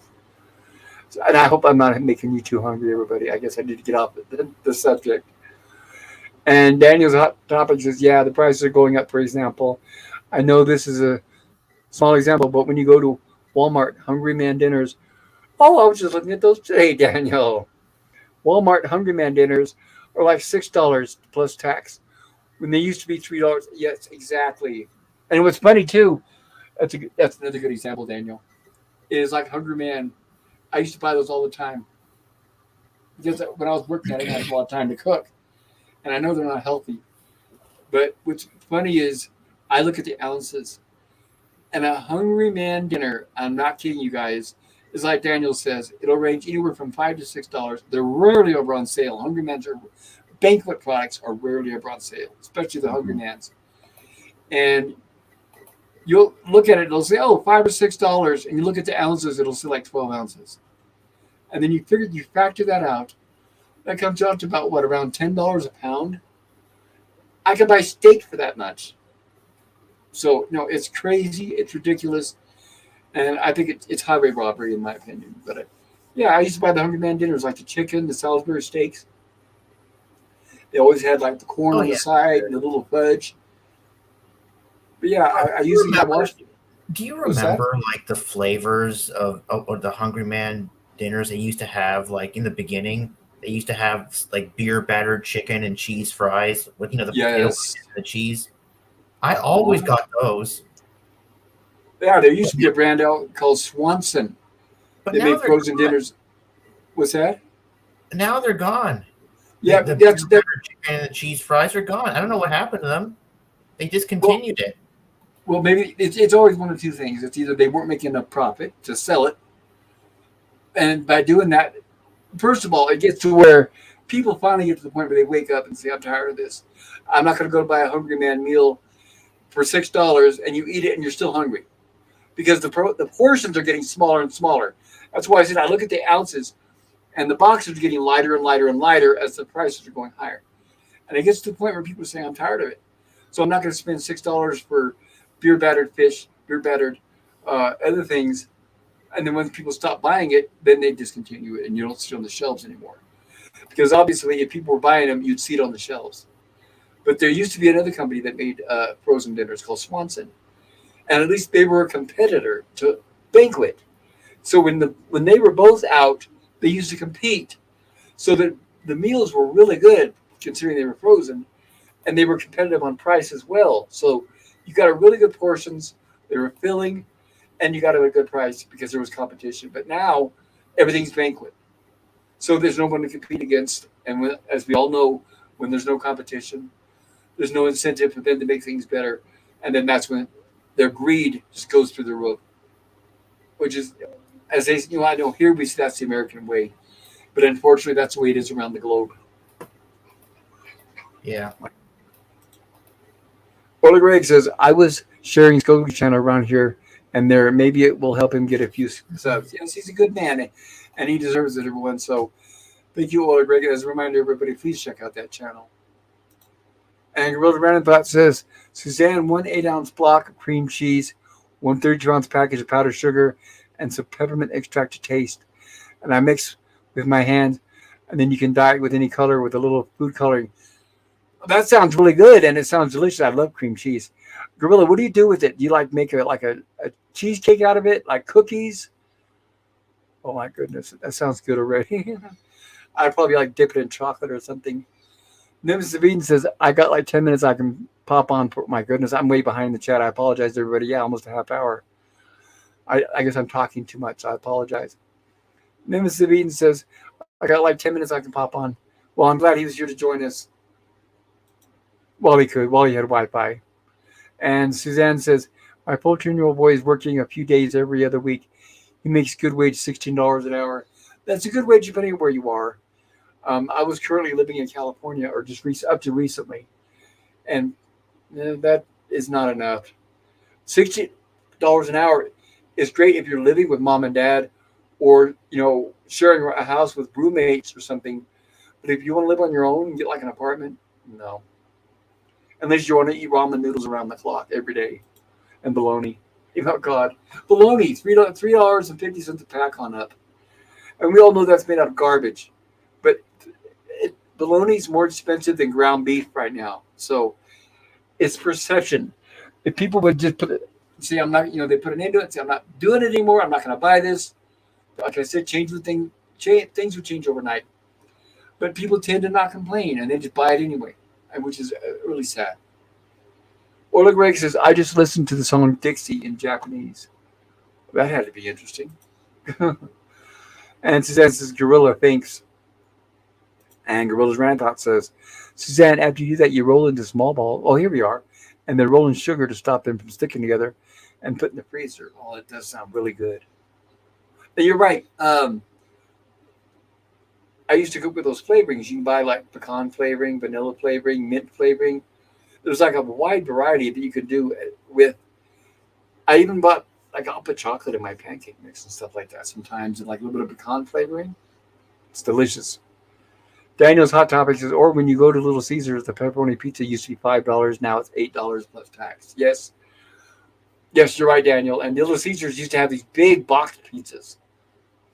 And they don't have those anymore. In fact, their slogan used to be Pizza Pizza. That's why they used to have the slogan Pizza Pizza. I don't know if they still do. But it was because you can get 2 pizzas for $10, $5 each. And I don't even know if they probably... If they haven't dropped the slogan, they need to, because it's not a deal now to buy 2 pizzas. No. But I don't know. The only good pizza there is at Little Caesar right now is like that 5-meat feast. The new one they have right now. That's the only good one. I haven't seen that, and I'm sure you're right. Okay. I think the bottom of the barrel pizza, in my opinion, No offense if you worked at this place, everybody, but like I said, it's not your fault. But the absolute worst chain of pizza, in my opinion, is Domino's, by far. I mean, they're at the Oh, way you at don't the like bottom of the Domino's? list, and I think Little Caesars is probably next to that. Little Caesars is okay because it's less expensive. It's a lot less expensive than Domino's. Domino's is way overpriced for what you get. But that pizza is another good point. When I like I said, I'm old, and when I was younger, you could buy a pizza and it had a lot of toppings on it. And now you can buy a pepperoni pizza and you can count on one hand how many pepperonis are on there. And the pepperonis are so thinly sliced, you could look through it like a window. So that's a big problem with pizzas. Another good example, like I said, maximum profit, minimum product. So you can get a pizza and it weighs maybe 12 ounces and you'll pay $30 for it. With the exception of Little Caesars, those are cheaper. But the other chains, Round Table, Pizza Hut, all of them ridiculously priced. Ridiculous. And of course, with ridiculously priced, you're getting less product and it's not filling. Hello, Basil, Battle Dragon. So good to see you, Basil. Thank you. I'm glad you could join us for our 500 sub celebration. I passed the 500 subs this past week, 500 sub mark, and I'm so excited. And I'm glad to have you guys all here to celebrate with me. And Suzanne Extine says, Daniel's channel is, and the link is as follows. Thank you, Suzanne. Everybody check out Daniel's Hot Topics. Thanks, Another Suzanne. wonderful YouTuber. Ola Greg says, Hail, Basil. And Suzanne says, oh, there we are. Link to Basil's channel. Everybody check that out as well. Thank you, Suzanne. And there's a link to the good old Gorillas Random Thoughts channel. And Suzanne says, also check out the wonderful Nemesis of Eden's channel. He was on the panel just a few minutes ago. And please check out Hopcast channel. Yes, he's another very interesting man. He's got some, and sometimes you get a little political like me sometimes.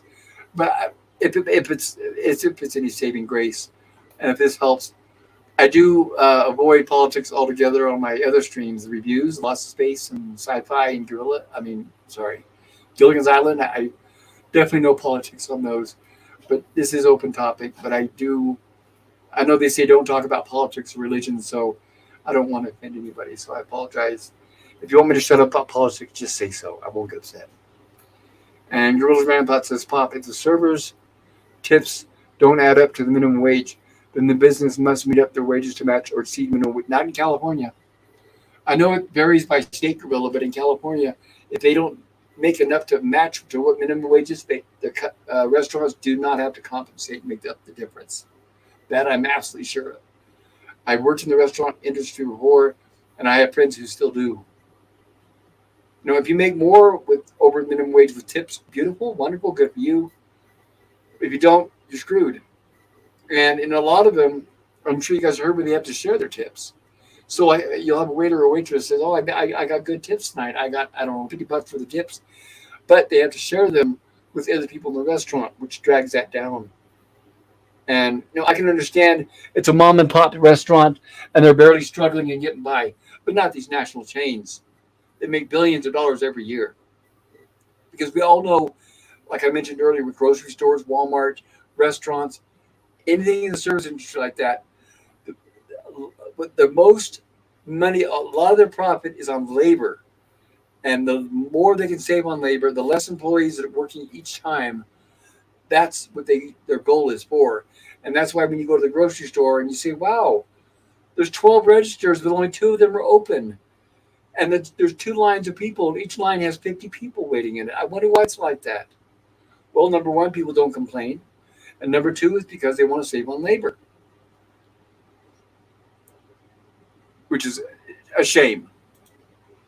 It's like, okay, if you're not going to have 12 registers, if you're going to have 12 registers in your store and you're not going to have 12 cashiers, get rid of the registers. Make it obvious. Tell us how dumb we are. Just admit it.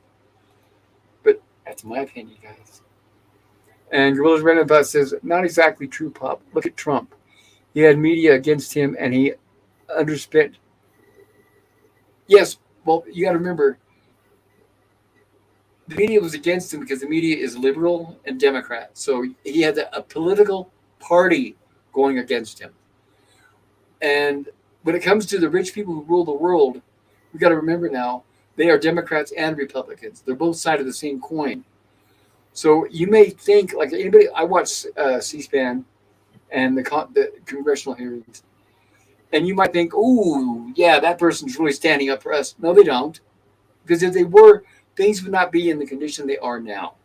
When it comes down to it, anybody who knows is that Republicans and Democrats both profit off the same thing. They're part of the same companies who are driving us into the ground. The only reason why we have in the U.S., I'm speaking just for the U.S., the only reason why we have two political parties is so that the people, the lemmings like us, think that our votes count. That's the only reason why we have two political parties. That's the only reason why, is so people think that they make a difference when they actually don't. So it doesn't matter who you are, things are going to get worse. It doesn't matter if it's Republican or Democrat, things are going to get worse. And unfortunately, right now, the courts and the media, the television, I don't care if it's the newspapers or on the internet, all Democratic, unfortunately. And far, far left and extremely radical. And the problem is they're not like, well, okay, you have your beliefs, I have mine. No, they're at the point where if you don't believe what they want, they're going to put you out of business and they're going to get rid of you. And they're going to find some dirt to dig up on you just to get rid of you. And they're going to make sure you lose your job. Your parents are going to lose their job. Your kids are going to lose their job. Your great grandkids, their great great grandkids, and go on down the line. Everyone's going to lose their job, and they want to cancel you. That's how everything is now, and it's terrible. And it's the press. That's the press right there in a nutshell. And Basil Battle Dragon says, "I just subbed to Scogly. Thank you, Basil. We'll help him get up there. Scogly's a wonderful guy, and he deserves it." Basil Battle Dragon says, "Hey, Oiler, how goes it?" And Oiler says, "Thanks, Basil." And Basil Battle Dragon says, "Dragon was making dragon rice for dinner earlier. Stupid boy, only make noodles. This dragon tires of noodles." Tell us more about this dragon rice, Basil. I love rice of all kinds. So if there's something called dragon rice, I want to hear about it. And Oiler says, "Only 95 in Houston and rainy. Feels like winter after a super hot summer." Ooh, it sounds like it's probably a lot of humidity too. Only 95 in Houston. That's still ridiculously hot for this time of year, though. So I do feel for you. You still got to crank up that AC. And Suzanne says, "You can make your own pasta." Yes, you can. When I was a kid, I had a friend that used to make their own pasta, spaghetti and all that. And I need to get into that as well. That's another thing that's made with just a few ingredients. But if you go buy it at the store, it's highly expensive. So, yes, that's a good point, Suzanne. Thank you.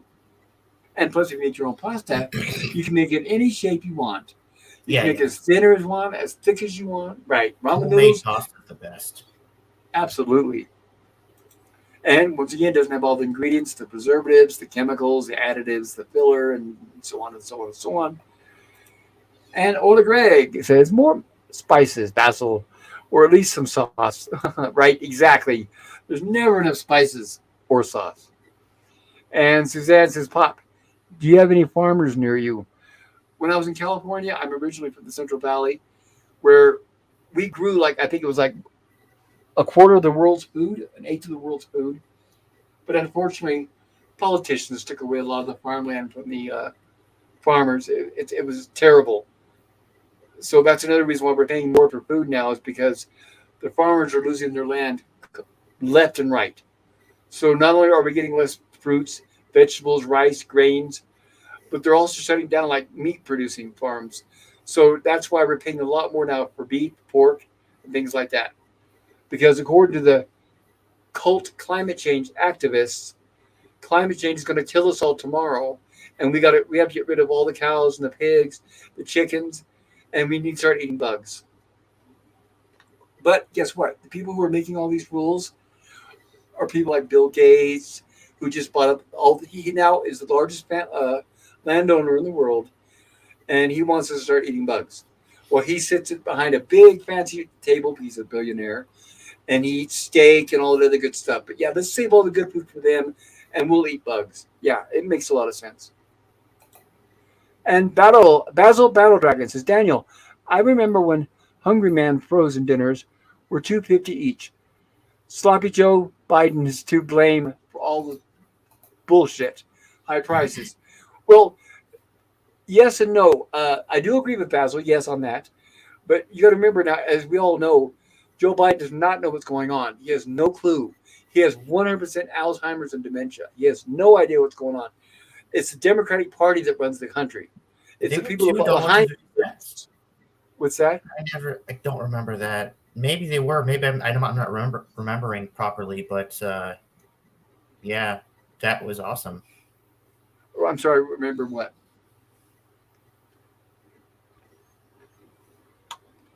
I didn't quite get what you meant. I'm sorry, Daniel. You said you didn't remember something. What's that? No, I said I don't remember them being $2.50 each.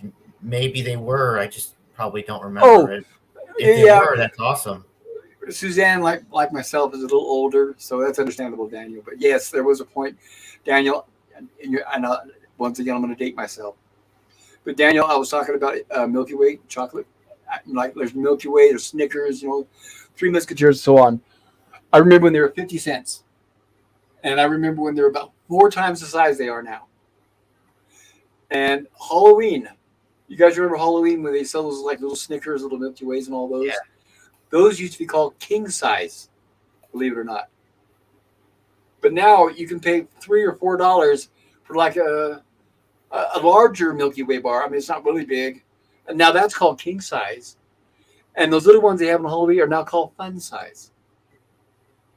So that's how they change things. And of course, the Milky Way, the king size, is double the price of the regular Milky Way, but it's not double the size. I mean, sorry, it's double the price, but not double the size. It's maybe a quarter bigger. You can go buy a Milky Way bar. I'll give you an example of a Milky Way bar. They used to weigh almost 3 ounces. And you go look at one right now, and it's like 1.2 ounce. So there's and 4 times the price. And Basil Battle Dragon says, Daniel, I remember when, there we go, Hungry Man. Oh, I'm sorry, Basil. I'm referring to Basil. Basil, yeah, we're talking about, Hungry Man used to be $2.50, but it was a while back. And some of you are lucky enough to not remember that because that's not a good thing to be able to remember stuff like that. Not a fun thing. Oleg Reg says, Dollar Tree has some good deals. Well, Dollar Tree, yes. And I will mention that Dollar Tree, like for example, in fact, I just saw an article last week. I don't know if you guys heard that because of inflation, they raised a lot of the prices to $1.50, $2, but they kept the name because changing your name of your brand and your company name is expensive and troublesome. But I saw an article last week that they're going to start lowering their prices back to $1 because people are complaining, obviously, and not buying their product. But the thing is with Dollar Tree is you're getting $1 worth of product. I don't care. Let's say, okay, a bag of candy. We were talking about a bag of candy. And at a regular store, grocery store, let's say the bag is 20 ounce and it's $4. You can go buy a bag of the same candy, but it's going to be 5 ounces for $1. So, I mean, sometimes you might get a little more for your money, but you're not really. You're getting smaller portions for $1. So it all evens out. Otherwise, they wouldn't be in business if they weren't making that kind of profit. I'm sorry. I obsessed with, I look at ounces, and I remember over the years how things shrink in size. And as the price, in conjunction with the price going up, it's just, it's terrible. It's terrible. And like I said, all this whole time, wages did not go up to equal it. Sorry about that, everyone. Well, Greg, I watch as they ring it up, and I stop them until they get the price correct. I try to, but that's another thing too is, I'm sure some of us are old enough to remember before we had barcodes, where the register actually had buttons on it, and the cashier had to type everything in manually, like $1, 0.25, 0.75, and so on. What was interesting is back then, it was rare they made mistakes. It was rare that we got overcharged. But now and I remember when they brought in barcodes, and I said, they're going to start gouging us now. Because now what's going to happen is they ring things up so fast, beep, beep, beep, it's hard to really keep a track. And what most consumers do, sadly, and I used to be one of them, is that you don't really watch every single item that's being ran up. And when they hand you the receipt, all you do is look at the very bottom of it, and the very end, it says, oh, you spent this much, but you saved that much. And you're thinking, oh, wow, great. I saved $20. But this is what I do now. But then once you start at the top of the receipt and start itemizing, going down and look at everything, you'll find out all the discrepancies and things you're being overcharged on that most people do not pay attention to. I was talking to the guy at the grocery store when I went back today because I had the receipt from my last time.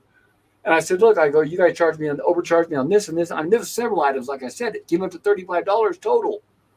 And I said to him, the problem is most people just look at the end of the receipt. They don't read through the itemized list. He goes, oh, yeah, that's true. So they know that. They know what they're doing. They know exactly what they're doing. And they're hoping that people don't look. It's too bad that, I don't like big government, but there are people in government who are supposed to be doing their jobs, who are supposed to be monitoring this sort of thing, who don't, because they're getting their palms greased or their pockets filled. And Suzanne says, not me. I'm the one that shops with coupons, and the store ends up giving me money back. No, I agree, Suzanne. Same here. And here's another thing, too, is I've noticed 100% of the time, and I mean 100% of the time, when they're off on charging me, it's always overcharged. It's never undercharged. Never, ever am I ever undercharged on anything. They either overcharge me on the cost of an item, or I bought 4 bell peppers and they'll bring it 6. Every single time, 100% of the time. And there's no way that's a coincidence. There's no way it's a coincidence. It's by design. They're just hoping you don't notice. And Suzanne Eckstein says, peace out, Nemesis. Yes, Nemesis is a great guy. And he'll be back with us for our Horror Silent Friday stream on Tuesday when we cover the 1981 movies, Scanners. And if you guys have not seen that, I invite you to join us. It's an excellent David Cronenberg movie. If you're not familiar with David Cronenberg, have you got something to get used to? I'll be covering a lot of his movies on our streams. And Ola Greg, well, Basil is fighting trolls for us almost every day. Yes, never-ending battle against trolls. Thank you, Ola Greg. Basil. Thank you, Ola Greg, for bringing that up. And Gap After Dark says, food prices are out of control where I live too. Well, everywhere. The whole world is like that. They're starving us. Because what they're going to do is they're going to say, oh, yeah. In fact, thank you. That reminds me now. I brought up how they want us to eat bugs. The World Health Organization, you know what they're calling it? They're upcycled humans. They're starting to use the word upcycled humans. Can you guys guess what that is by chance? They're actually using that term now. It's Soylent Green. Anybody who has seen the movie Soylent Green, they're going to start making it out of dead people. And that was the plot of the movie Soylent Green. Shout out to Soylent Green, a great movie starring Charlton Heston. But that is the future, and they're actually going to be doing it. Upcycled humans. They're actually using that word now. And that's despicable, but it's not surprising. Gap After Dark says, yes, I read that one. Thank you, Gap. And Basil Battle Dragon says, yep, I agree. And Suzanne Eckstein says, Gap, it's the price of meat that's getting to me need to go hunting in the next month. Yeah, if it's still legal wherever you live, by all means, go hunting. Like I said, I was living in California, and I don't think there's anywhere left in California where you can go hunting anymore. Obviously, they banned guns. So how are you going to go hunting with no guns? Or defend yourself, obviously. Basil says, it's up to consumers to wake up and quit. I know. I agree, Basil, but they won't do it, unfortunately. People are too lazy. Buying the product and force the companies to drop the prices. Things would change overnight. Right. People walk into a grocery store, they see 12 registers. All of them are empty except 2. There's 2 lines with 50 people in it. Everybody should drop everything they have, walk out the door, and say, we're not returning until this is corrected. And I guarantee you it would be overnight. It would be instantaneously. And it would be the same with anything we buy, any product. Same thing. If people would say, we're done with this. I'm not going to buy gas next week, for example. Let's not buy gas, everybody. They would go, I guarantee you, gas prices would plummet. But people don't do it. They'll do it. They'll buy it. And sometimes I know we have to. We have to eat. We have to buy gas to get to work. I understand that.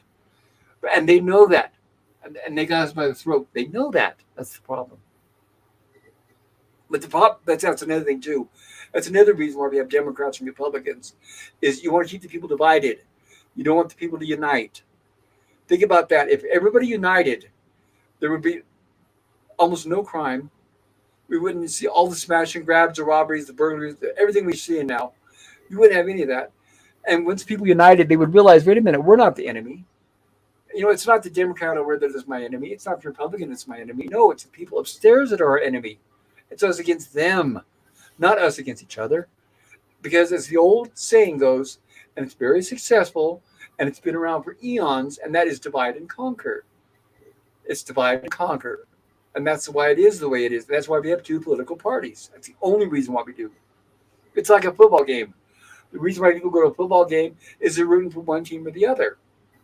Because that makes them think that they're somehow involved, and they think they're somehow involved in the outcome, and they'll root for one team or the other.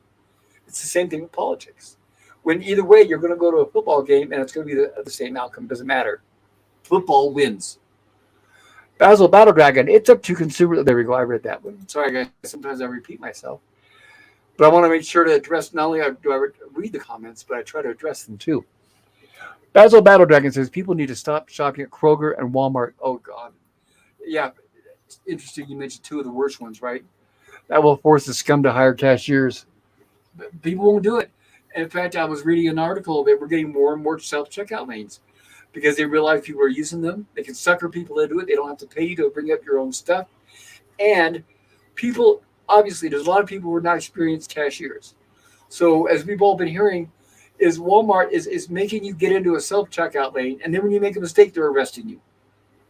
So Walmart, they'll let you walk out the store, and then next thing you know, you'll have a cop banging on your door, arresting you because you didn't ring something up that was like 30 cents. So yeah, win-win for Walmart, huh? Good old Walmart. Basil Battledricken, yeah, it's shady or deadly. Yes, it is. And Basil Battledricken says, high fructose corn syrup jacks your insulin level. Yes, it does, to insane levels, making you want to eat more and get just worse. Yes, it does. Your insulin level, fattening. I mean, there's a lot of negative effects on the body from high fructose corn syrup. Yeah, I heard about that. I mean, even batteries are made out of the crap. Yeah. Orla Gregg, interesting, Basil. And Nems of Eden says, Walmart is allegedly part of the intergalactic conglomerates. They have FTL and have contracts with aliens, allegedly. You know what? I would not be surprised. I heard that the governments and the aliens are working together. Oh, well, I'll be specific about that. We used to have a president back in the 1950s, Ike Eisenhower. He actually met up with aliens, and that's when they made the deal with it. They made the deal with aliens to share technology. Yeah. And in exchange, they would share humans. Yeah, humans, so they can just pick up humans wherever they find them and do experiments on them. Yeah, and there is, I don't know if it's true, I have no evidence or proof, but supposedly there's several species of aliens, and there's at least one that actually eat humans. And that's why... Oh, you like the reptilians? Yes. Yeah, the reptilians are a good example, yeah. But that's why, and everybody, well, where are they getting these people? How do we not know about this? Well, a lot of them, where they harvest them, that's the word harvest, is like national parks and things like that. But a lot of them go disappearing, and it's gotten to the point where there's so many people disappearing that they don't even investigate anymore. And there's some fascinating documentaries called The Missing 411 that cover all the incredible amount of people that all disappear from the same locations every year, and they don't even investigate it. But oh well, say la vie. In fact, we've had you believe in alien abductions and absolutely. Without a doubt, I believe it. Doesn't believe in this stuff. It seems. Who? Salty? You don't know Salty Trekker? No. Oh, okay. Sorry, I thought you knew him, but he just wanted. That's when it used to be anti-Trekker, isn't it? Yeah. Oh no, that guy. I don't want to badmouth anybody, but I'll nicely say I disagree with everything that comes out of his twisted, ignorant, uneducated mouth. I'll put it that way. I'm not gonna personally attack him. I'm not gonna say he's fat, stupid, or anything like that. I'll just say I disagree with every single thing that he says, and it's too bad because he's really ignorant to a lot of the facts around him. And a lot of things that come out of his mouth are politically motivated. Unfortunately, he's another far left radical. We'll say it, but no offense if you're on the far left side, but it's just that it's crazy. And the reason why I know, if you're saying, well, how do you know, is I actually experienced UFO sighting. I saw it, and before then, I was like, well, I don't know if they exist. Like ghosts. I'd have to see one to believe it. So I'm always skeptical until I actually see it with my own eyes. I actually saw a UFO, a TR-3B. So now nobody's going to convince me that I didn't see what I saw. Well, that was very simple. And I know that we as humans, at least as Americans, we have had faster than light travel since the 50s and 60s.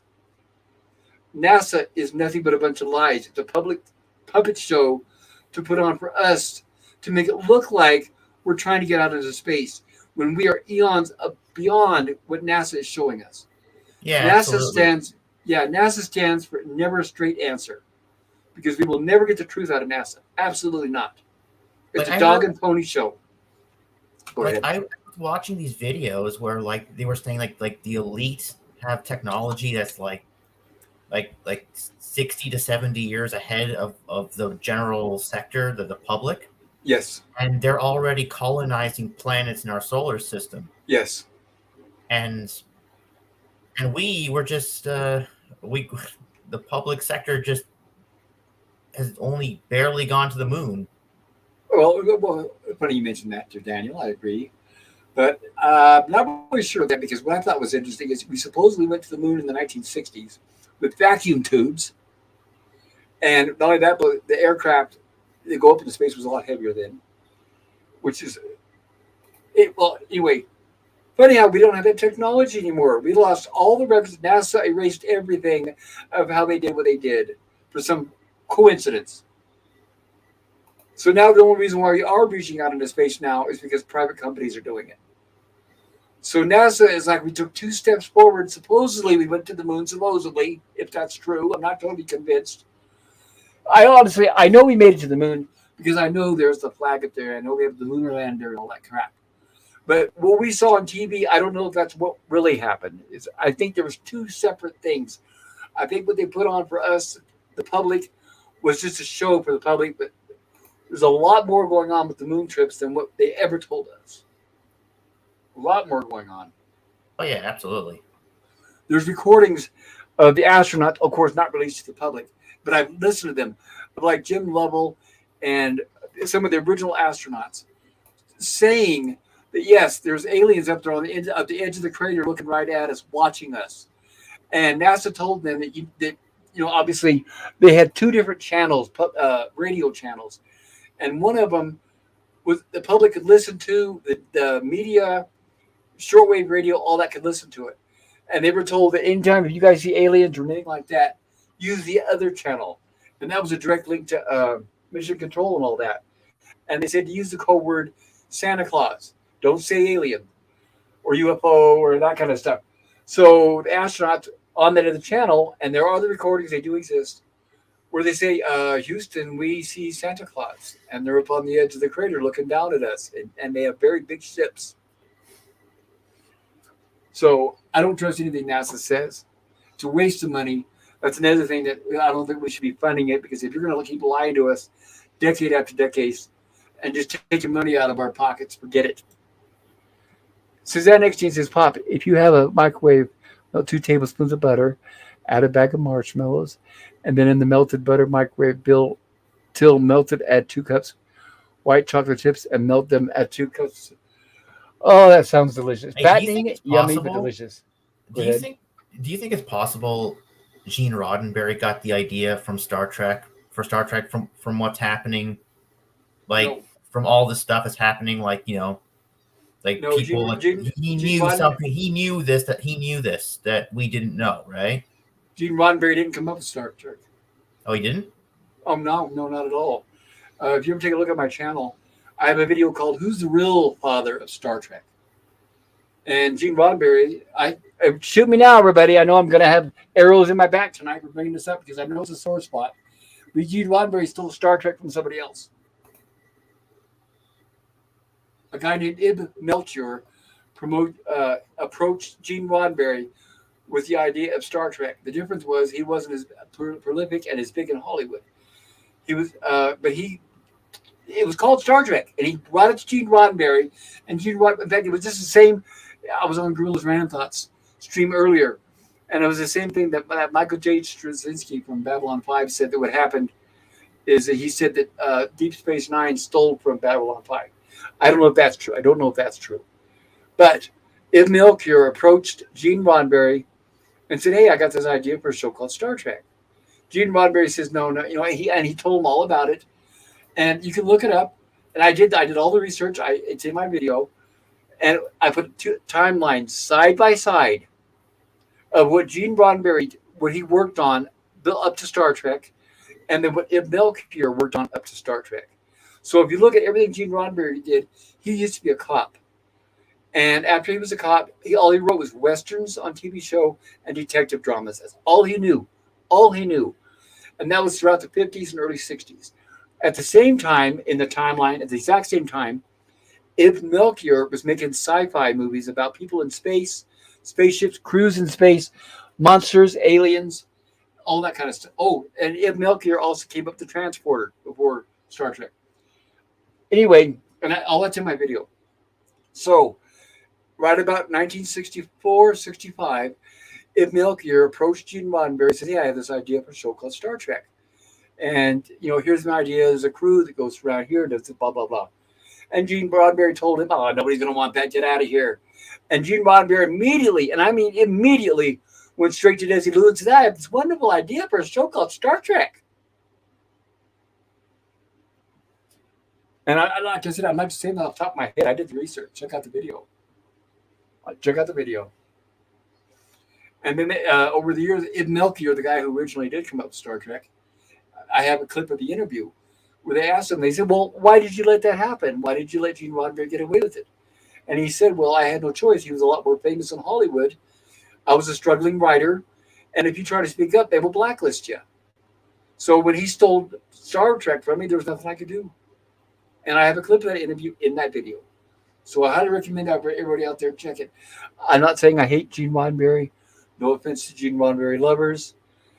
But the facts with Gene Roddenberry are this. He got the idea for Star Trek from somebody else. And when you look at some of the best Star Trek episodes, they were not written by Gene Roddenberry. What happened was Desi Lou brought in a slew of talented professional sci-fi writers like Harlan Ellison and some of those. That's where Star Trek gets a lot of its credit. Gene Coon and a lot of the people behind the scenes, Dorothy Fontana. Gene Roddenberry actually had a very, very small portion in the creation of Star Trek and what we know as Star Trek. But unfortunately, he took the credit for everything. Every single thing. Even Gene Coon came up with the idea of the Klingons. And Gene Roddenberry tried to take that from him and say he did it. James Doohan, or Doohan, depending on how you want to pronounce it.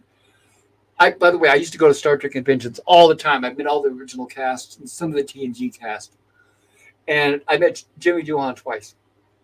And he would tell the audience, he said, "Yeah, they came in with an interview, and they called me in for an interview, and they were looking for someone to play a ship's engineer."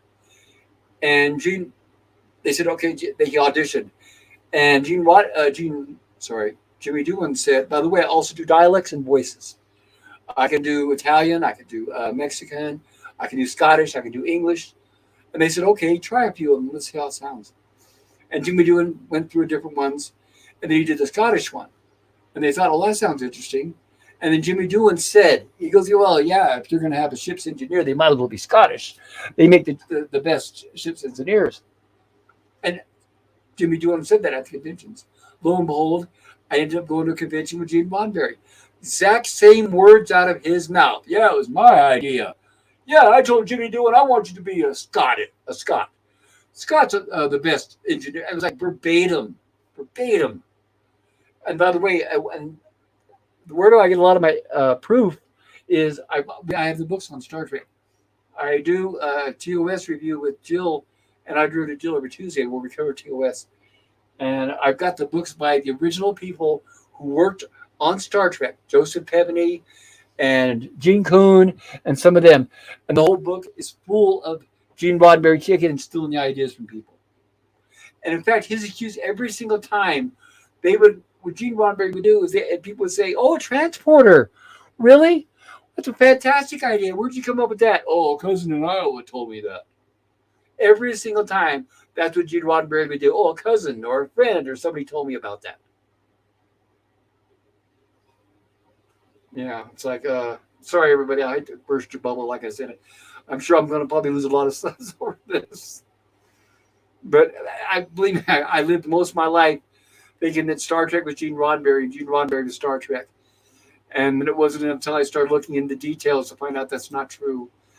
And that's why, if you watch Star Trek and look behind the scenes, that's why it was losing so many writers like Harlan Ellison and so many good writers, is because they would turn in their scripts. Gene Roddenberry would change it around, add a few words, and then take all the credit. That's also why we lost the best producer like Gene Kuhn and some of them. In fact, Gene Kuhn was out, I think, past season 1 or season 2 because he got tired of it. And that's why by the time we got to season 3, we lost all the good writers, and we were down to Fred Friedberger as a producer. Everybody was leaving. They got tired of everything being stolen from them. It's sad, but it's on paper. It's in fact. It's just that people that go to conventions, people that watch Star Trek, don't know any of that stuff, unfortunately. Orla Gray has some. Excuse me.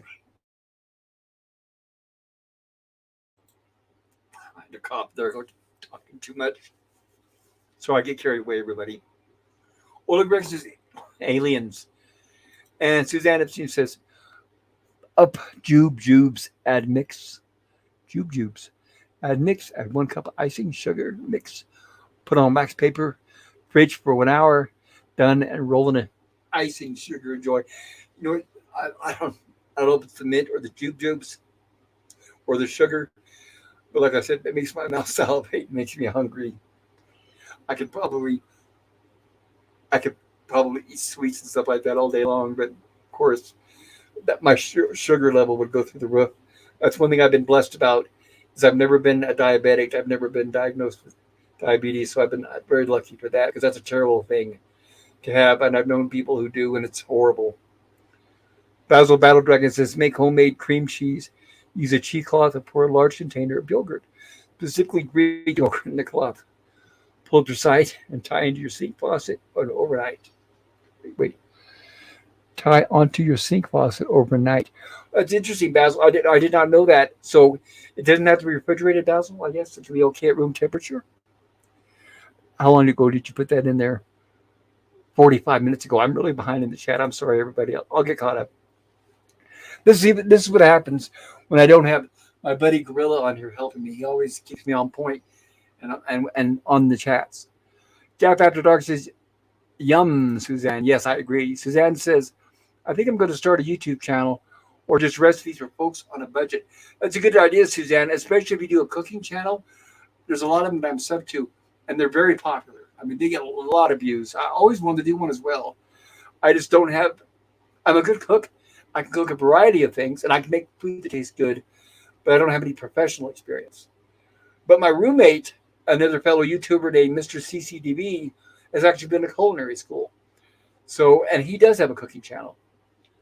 And I'm not going to try to even act like I'm an expert when there's people like him and others out there that don't know much more than I do. So that's why, if I don't know a lot about it, I'm not going to try to make myself look like a fool any more than I already do. Suzanne says, I think I'm going to start. Oh, there we go. I read that one. Okay. Thank you, Suzanne. And Suzanne says, Gap, it's so easy. My kid has been making on his own since he was 10 years old. Very cool. That's great, teaching your kid how to cook. That's absolutely fantastic, because that's something that most of them don't do anymore. And Basil Battle Dragon says, let the water drain out. The next morning, it will be creamy. There it is. Put it in the fridge then, okay? A while to chill, and it will be good. It should have a tart flavor, too. It's an old Lebanese recipe, except which I'm sure we'll get to the second part of that here soon. And Gap After Dark says, less and less store brands also give us no choice. Yes, you're right. Thank you, Gap. That's a good point.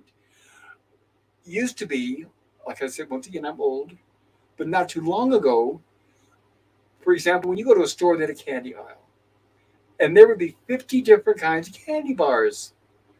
But now what happens is you go into a store, you go to the candy aisle, and you get 50 different kinds of M&Ms. So now it's gotten to where, right, the bigger companies that just dominate, they actually pay the stores not to carry the other brands and only carry their brands. So there used to be a day where, right, there would be 50, no, no, not exaggerate, there would be several different kinds of candy, several different kinds of candy bars.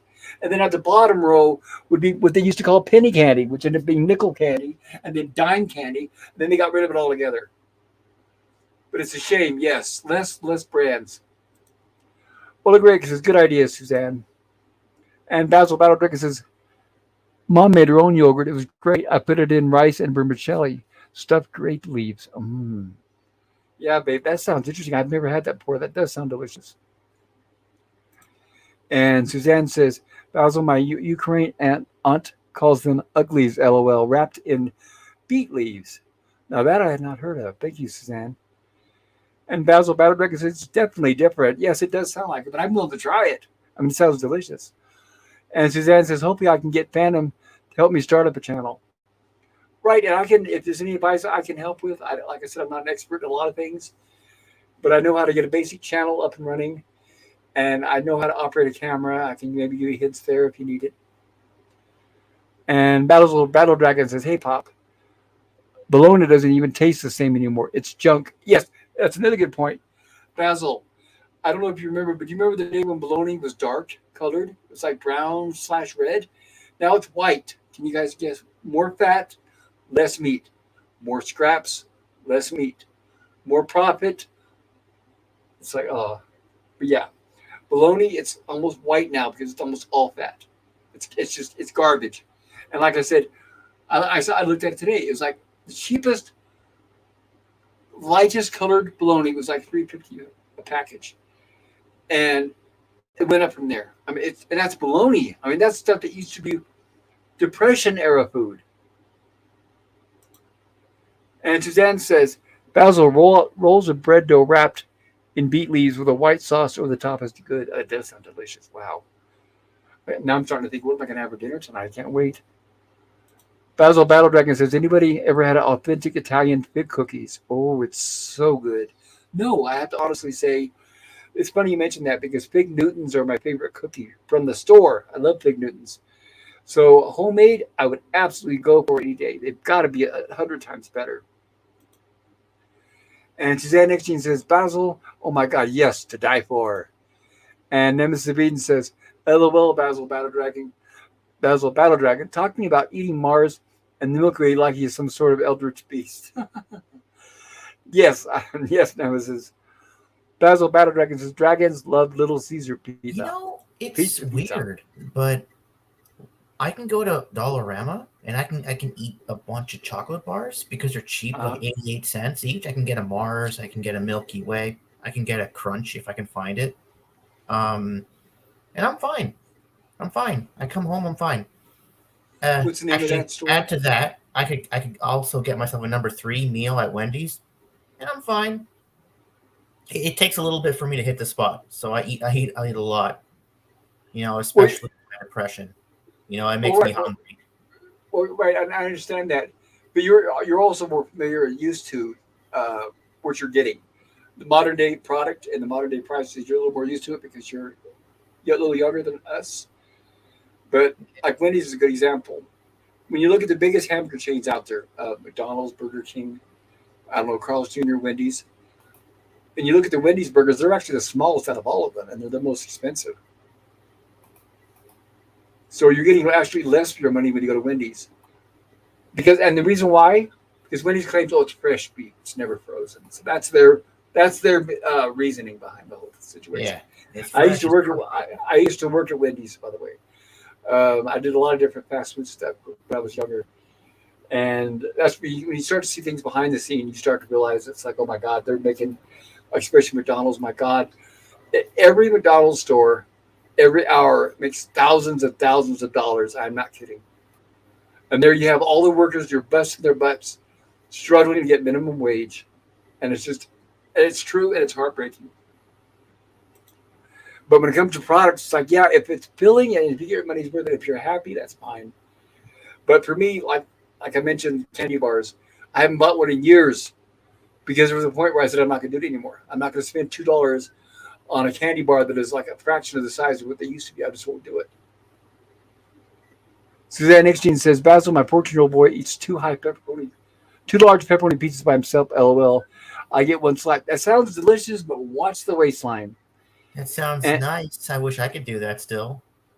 I know, me too. I would be, like I said, I would probably be, well, I need to gain weight. So, yes, that's probably one good way of doing it. If I could afford a My pizza, mom if I made it tells me I homemade. gotta be careful because I'm 36 now, and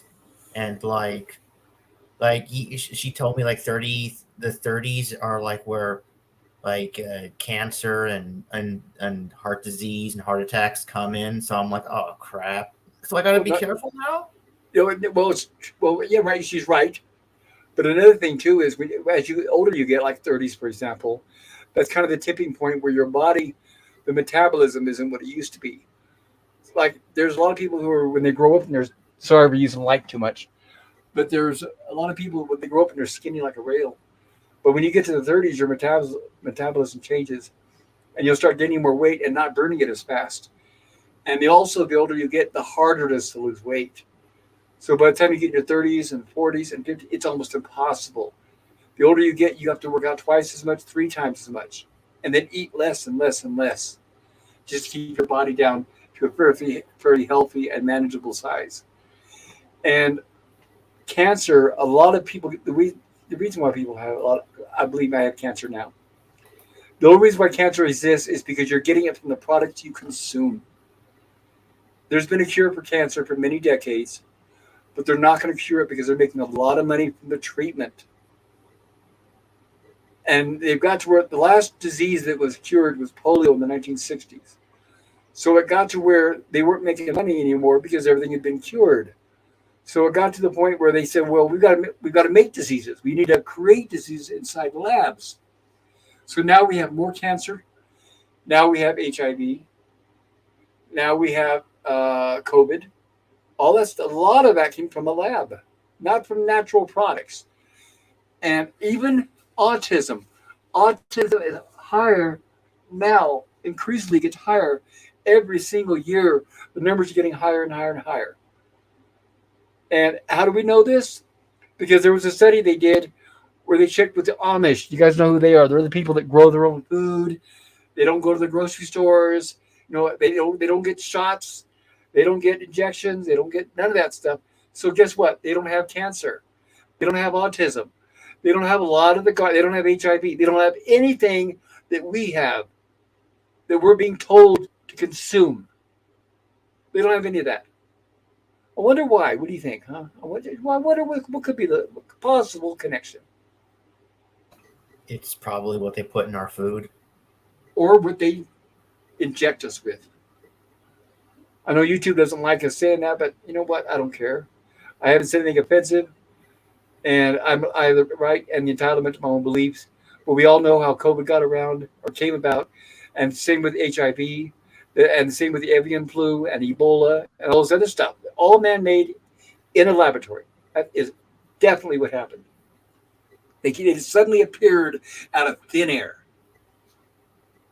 It's not like tuberculosis, which has been around for centuries or anything like that. No, or polio or the measles. No, no. These all just popped up out of nowhere.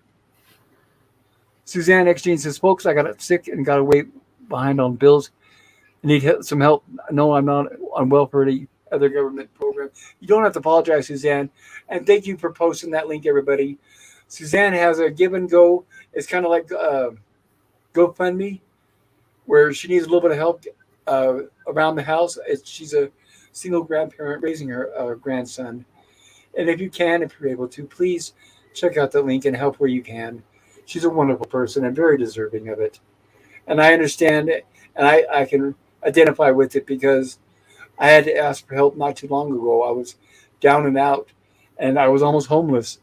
And I did a fundraiser as well, and it was all the wonderful people like you guys that helped me not only be homeless, but like right now, I have a roof over my head thanks to everybody here. And I will always be grateful for that and very appreciative. And I know when people are honest, and Suzanne is a very honest person. So if you're able to, everybody, send her your wishes, your prayers, and help her out financially if you're able to. Thank you, Suzanne. I need to what I need to do is I need to put that link, and I'm going to try to remember this. So that's 2 notes for tonight. I got to fix Scogely's link, and then in my stream bots element, bot, or whatever the bot's called. And I'm going to put a link to Suzanne's fundraiser in that stream elements bot. I should be able to do that as well. And that way it'll be posted on a regular basis every time I'm streaming. And I will do that. And Sabine says it's made of people. Yes, you would think I'm joking, but I'm not. I wish I was joking. I wish I was. But yeah, it's called Upcycled Humans. And that sounds a lot better, doesn't it? Because they're not going to use the word recycled. That's what I thought was funny. They're not going to use the word recycle. I guess upcycle sounds better. But to who, right? Who? And Suzanne X says, I have 2 friends that own grocery stores, and times when their freezers go down, they call me right away. I get $5,000 worth of meat for $500. Oh my goodness. Suzanne, that's the time to invest in one of those freezers for your house. Basil Battle Dragon says, good old regular brown rice pop. I cook it in chicken broth and chicken stock. It's much better than using water. That's that is true. And I love brown rice. It takes a little longer to cook. And yes, when you use broth whenever you can, I obviously the same way. A lot of things when I cook that are asking you for water. I bet I'm looking right now, and I have a box. They used to be cans. I don't know if they still sell the cans. But I have a box of chicken stock and a box of beef stock that I'm looking at right now. And even there, I should be saying shame on me, because you can make your own stock at home, which is even better than the stuff you buy at the store at a fraction of the price, which I need to start doing. The thing is where I live, I don't have a lot of freezer space or a way of storing things like that. And Suzanne says, Eckstein, basil, it is.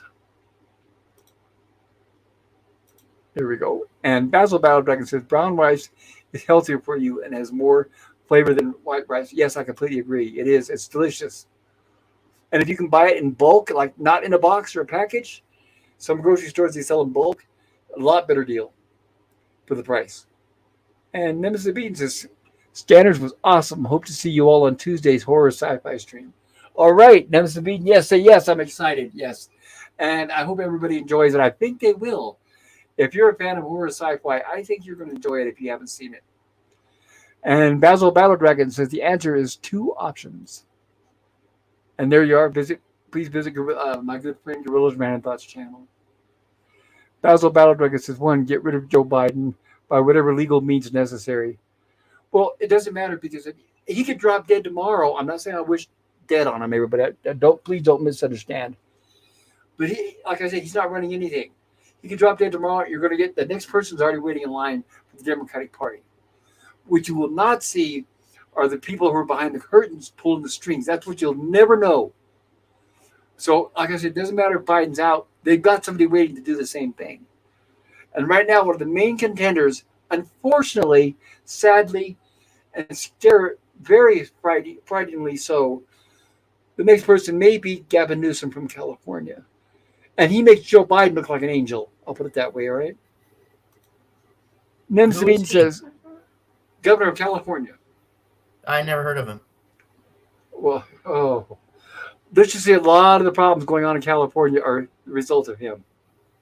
I'm sure you see all the videos with the smash and grabs and kids getting gender reassignment surgery, and where schools are grooming kids, and we get more and more pedophiles as teachers and so on and so forth. Like gender reassignment surgery, is it like sex change? Yes, on minors, on little kids and babies. And they passed a law in California now in fact, there's several laws, but one of them is the schools can groom your kids without telling the parents. The schools can do anything they want sexually with the kids without telling the parents. If the parents complain, they can be arrested. And now they have it where if one parent says, I want to change my son into a daughter, they can do it and the other parent can't complain. Or they can get arrested. I'm not kidding. I know it sounds crazy, but it is true. California is also where drugs have been, they don't like to see the word legalized now, everybody. Now that's a nasty little word. But drugs, politician, and crime has been decriminalized. That's the word that California likes to use, decriminalized. So anybody who is even on the internet or sees anything on TV, that's where you get a lot of the big smash and grabs. That's why the big cities in California and Portland and Oregon, all the Democratic states, Oregon, New York, Chicago. That's why they have. That's where you have all the needles in the streets, the defecation in the streets, the homeless, the poverty, the crime, and so on and so forth. And believe me, take it from somebody. I just moved out of the Bay Area, and I know what San Francisco looks like. You don't even see a fraction of it in the press. Not even close. But I'm not kidding you. Even prostitution is legal now. Basil Battle Dragon says, 2. Texas secede from the Union, then the Union will begin to unravel. Other states will do the same. Texas can't. But I'll finish this statement first from Basil. True independence. Texas has an enormous amount of resources the Union depends on. Yes, Basil, but here's the point. Why do you think they opened up the border in Texas? Texas, what we all know as Texas, is history, and it will never be Texas again. You guys are being flooded with thousands of illegal immigrants every day, which is going to put a burden on your tax system and your welfare system, your schools, your education, and your justice system, just like California and the other Democratic states. And your crime is going to be so far out of control. And what are they going to do? They're going to blame the guns, not the criminals. Remember, criminals aren't bad. Release them. Don't arrest them. Don't put them in jail. That's why it's called gun control. It's not people that hurt other people. It's guns. It's guns that hurt other people. So they crack down on guns rather than letting people defend themselves, rather than putting criminals behind bars. They just take the guns out of the hands of licensed, law-abiding citizens, just like they did California. And that's why you had that huge exodus of people from California moving to Texas, because they're going to change all that. So you have all these exodus of Democrats and far-left radical liberals who left California straight to Texas, plus they're flooding the border. And most of those people that flood the border, by the way, vote Democrat because they're the ones that are throwing money at them. Free housing, free medical, free dental, all that. So Texas, what it used to be, is history. I give Texas 5 years at the most, and they're going to ban guns. Just watch, because that's the intention. That's the reason why that's why they targeted the conservative states. You notice they didn't move from California to Oregon or from Oregon to New York. No, they didn't do that. They moved to the conservative states so they could change it to just like the states they left. Instead of fixing the problems like in California, instead of fixing all the problems that they created, no, they moved to Texas and brought the problems with them and their votes with them. If I'm wrong, I hope I am. Believe me, I wish I was. And I love Texas. I wish I could live there, but honestly, I wouldn't go there now. You couldn't pay me because I know that I'll be running into Californians every single day. And I don't want to see any more Californians. That's how I got out of there. Basil says agriculture, aeronautics, engineering, petroleum, science, construction. Oh, all those fields are in danger of running into extinction, pretty much. Basil Battle Dragon says form a new country with Texas as the capital. I wish that would help, but what are you going to do? Put up a border wall and keep all the, let's just say, a certain political, affiliation out? What are you going to do, right? Nemzavine says, I have also seen a few UFOs. Not saying it's aliens, but as someone whose dad was a pilot, I was in air cadets and have been interested in aviation most of my life. I can say they were UFOs and not any. Yes, some of the UFOs, or what we deem as UFOs or UAPs, they do belong to us. They are our governments. That is true. So there's both. There's a combination of what we have created, but there's also, and which is what we have created is examples of technology that we have shared with aliens, for lack of a better word, aliens. But there are also a lot out there that are actual aliens, and we still don't know everything they know, obviously. But they wanted a place where they can harvest the resources of Earth. That's why they're actually. You know what? I want to say this right here. A few years ago, my dad was on the deck, and he saw a light in the sky, and he said, "Daniel, come out and see this." I checked it out. I said this on Mikey's channel, actually. Uh-huh. There was like this light in the sky flashing it was like flashing like on and off, and it was just really creepy. And it was like I couldn't describe what it was. And I wish I took a video of it, but I didn't have a camera with me. And it was just really out of this world. It was really high up. It couldn't have been an airplane or anything. It was like out there. It was like Uh-huh. in orbit. It was like an orbit, and it was like flashing, and it was really kind of creepy. And there was like this thing going in and out of it. It was like a cylinder going in and out, in and out.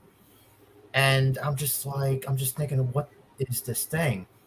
And this was a UFO. It must have been a UFO. So I talked to my brother, who's a pilot, and he called air traffic control, and we talked about this. They said there was no aircraft going in this in the airspace in the airspace in that area at the time. Uh-huh. Of course. So exactly. So we don't know what this thing was.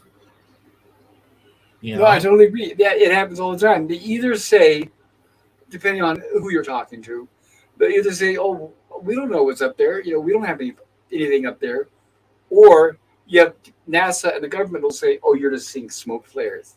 You're seeing gaseous clouds." They give lame excuses to try to tell you once again, don't trust your lying eyes. What you saw, you didn't see. We'll tell you what you saw, and that's what's sad. And to that point, there's many, many, many, many videos and photographs of all the different sorts of UFO crafts around here. There are YouTubers that have these high-power telescopes that are focused at the moon, and it just shows the moon close up. I mean, they're very high-powered, very close up. You can see everything in detail, and it's running 24 hours a day.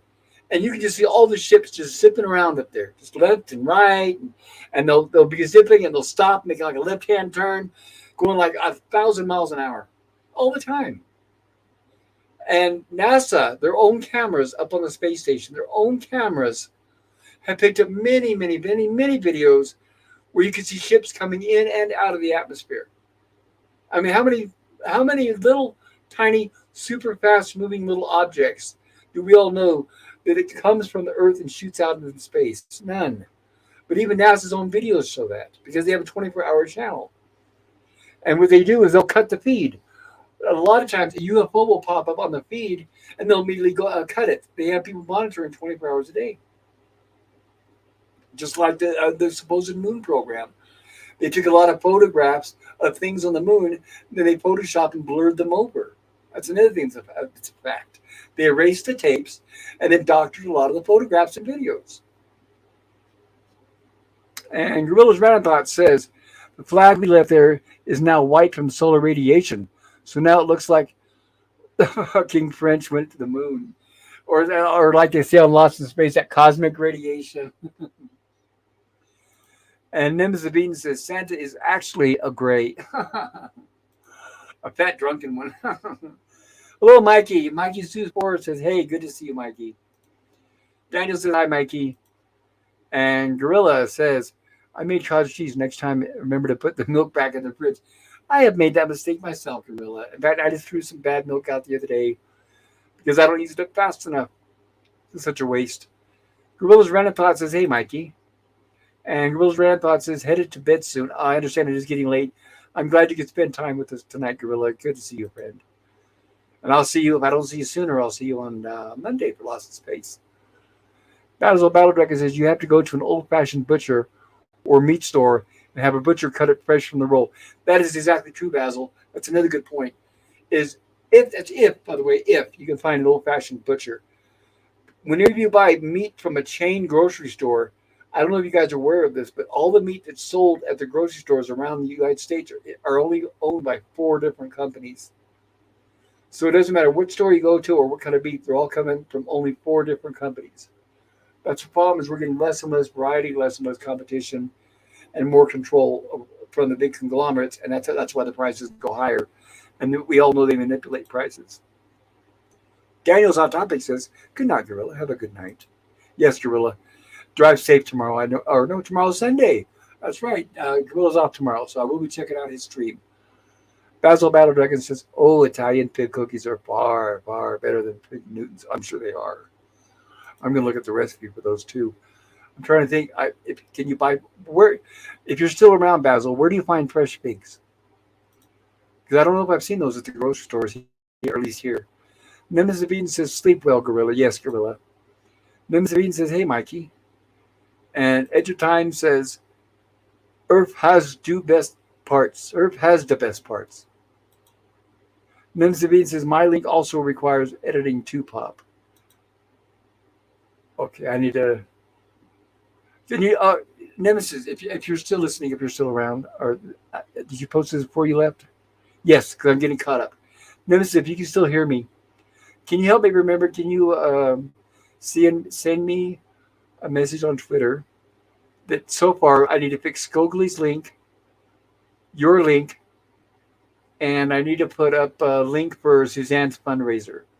And I want to make sure I don't forget that. So if anybody on YouTube, or you guys can also message me on my YouTube community tab, or anybody who's also a friend of mine on Twitter, please help me remember, because I sometimes forget, and I don't do that intentionally. I feel really bad when I do. And Gap says, "Good night, everybody." Good night, all. Well, good night, Gap. I'm sorry we got a little political on crazy topics tonight, Gap, but thank you for coming and spending time with us. And have a great night. And Suzanne says, "Mikey, hello." And Suzanne says, "Gorilla, good night." Yes. Cody Guy, hey, Cody Guy, welcome. Good to see you. Cody Guy says, "Hey." And let's see. Yeah, that's great to see Cody Guy. Nemesis Bean says, "Hey there, Cody Guy." I never thought it would happen. I actually caught up with chat. Hey, Daniel, have you ever seen the video out of the UK of the spiral in the sky? Have you ever seen that? Nope. Oh, let me see if I can find that really quick here. Another good example But what of do you the think government. about this whole thing? Like, what do you think about this? Like, the government trading people for technology? I mean, do I believe it? No, I mean, what do you think about it? Well, it's shameful. It's disgusting, and I do believe they do it because the government doesn't care about us. Obviously, I mean, come on, they're creating diseases to stick in our bodies, and then they're making. What's that? No, nothing. Oh, sorry. I'm sure I opened up another YouTube tab, and the audio kind of confused me.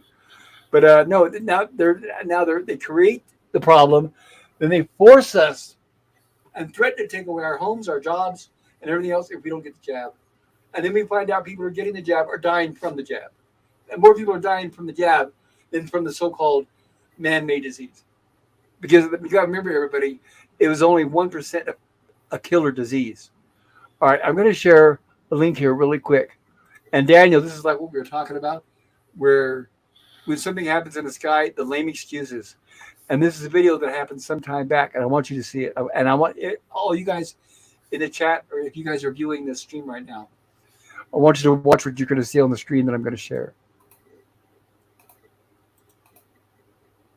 There we go. Da-da-da.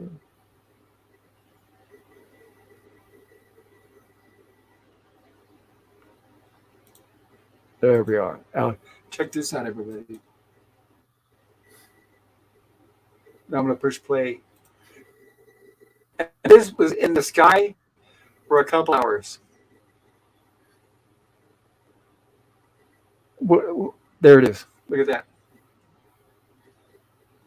It stayed in one place, and it was interesting. It's on the border of like 2 or 3 different countries in the UK, and everybody was calling the military, and each country was calling each other, and they finally told everybody it was a missile.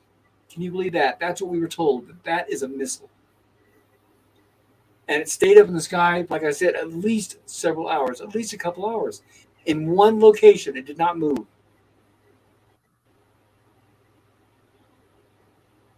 Do you think it's a missile? What do you think, Daniel? No, it doesn't look like a missile. Exactly. It's too big. But they couldn't think of it. It is. It's too big. And like I said, what missile stays in one spot for an hour and a half or 2 hours? But it just shows the lame excuses that you guys all heard of the Phoenix Lights. the row of lights over the city of Phoenix, which hovered over the city for several hours in one location. And once again, here comes NASA and the government with some lame excuses, telling everybody, no, what you saw is not what you saw. Listen to what we're saying.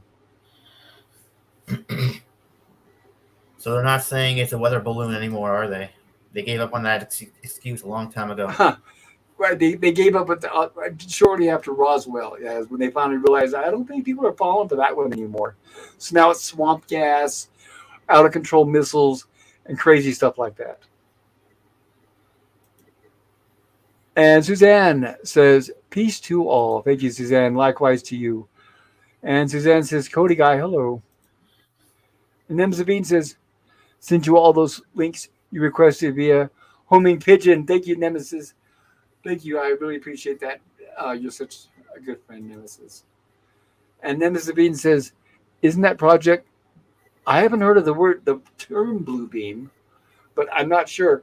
But here's what's interesting. Separate from that, I don't know if you guys are aware of the actor / comedian Dan Aykroyd. He was on Saturday Night Live, and he's been in a few movies. And he's an extreme UFO enthusiast. I don't want to say fanatic, but enthusiast. And he said he saw a spiral just like that in New York. So those spirals have been spotted before. And just like UFOs, there are always people are told, oh, you didn't really see what you saw. That was swamp gas, or that was just a rocket up there. Yeah, sure it was. Like I said, when I experienced a UFO, when I saw it, I was living in California, Central Valley. It flew right over my house, and I mean very slowly, by the way. And it was so low to the ground, I could have threw a rock at it and hit it, and very slow. But that was before we had cell phones. So I didn't have any way of capturing it. And I was calling. As soon as it passed over, I got on the phone. I was calling everybody. I said, "Are you going to know it?" I remember at first I couldn't even talk. It was gibberish because I was so excited. And I was calling her, and everyone was, "Are you sure you saw what you saw? Are you drinking? Are you sure?" Oh, that's all I heard. And I told everybody, I said, "Just watch the news tomorrow. Watch the news tomorrow." I said, because it was too obvious. Everybody had to see it because it was very low flying and it was very slow and it was very noisy and loud. That's how I saw it. I was in my house. I heard the noise. It kept going on and on. I'm like, what is that noise outside I hear? And I went out just as it was passing right over my house. So I told everybody, I said, "Oh, you don't believe me, huh?" I said, "Watch." I said, "Just watch the news tomorrow. They've got to have some sort of excuse. They've got to." Lo and behold, the next day on the news, on TV and in the newspaper, oh, it was, what was it? A falling star, a meteorite. It's like, yeah, right. And I remember I kept that clipping in the newspaper. And I told everybody, see? I was a teacher then, and I brought it to school. I said, see, I told you to come up with some lame excuse. And everybody the night before that said, "Oh, you didn't really see anything. Are you drinking? Are you on any kind of medication?" No. And here's the newspaper article to prove it. Same old excuse, another falling star, shooting star, whatever you want to call it. Meteorite. Nemesis Beaton says, so I just tried to find out what the video is called by typing in military portal, and lo and behold, your stream shows up like 10 links down. They are listening. Yeah, don't be surprised, everybody, if they yank the stream. Nemesis Bean says, now I got server errors. You guys, if you start dropping off or if you start having issues with my stream, let me know. I don't know, Nemesis, I don't know if it's trouble on his end or if it's something on mine. I don't think I've said anything actually offensive, but I know I've said things that a lot of people disagree with. Maybe it was the Gene Roddenberry remark. Nemesis means it's getting server errors. Well, I hope it's not everybody, Nemesis, and I hope it stops. It's funny because I'm suddenly getting pop-ups. I'm saying I have unlicensed Photoshop, and I don't even have Photoshop, so I'll have to check into that. But I know how to go in and clean out. I'm also I used to be computer tech, so I know I don't know as much as LDG or / Job, because he still does it now, and the guy's a genius, and he knows all the modern stuff. I'm a little old-fashioned, but I still know how to go in and get rid of viruses and malicious malware and stuff like that, which looks like I'm going to do that tonight after the stream. But yeah, I hope they don't shut down the stream. Like I said, I've said a few things that, let's just say, the corporations don't want people to talk about. So Daniel, Um, it's going on for me. It's going on almost 9 p.m. Pacific time.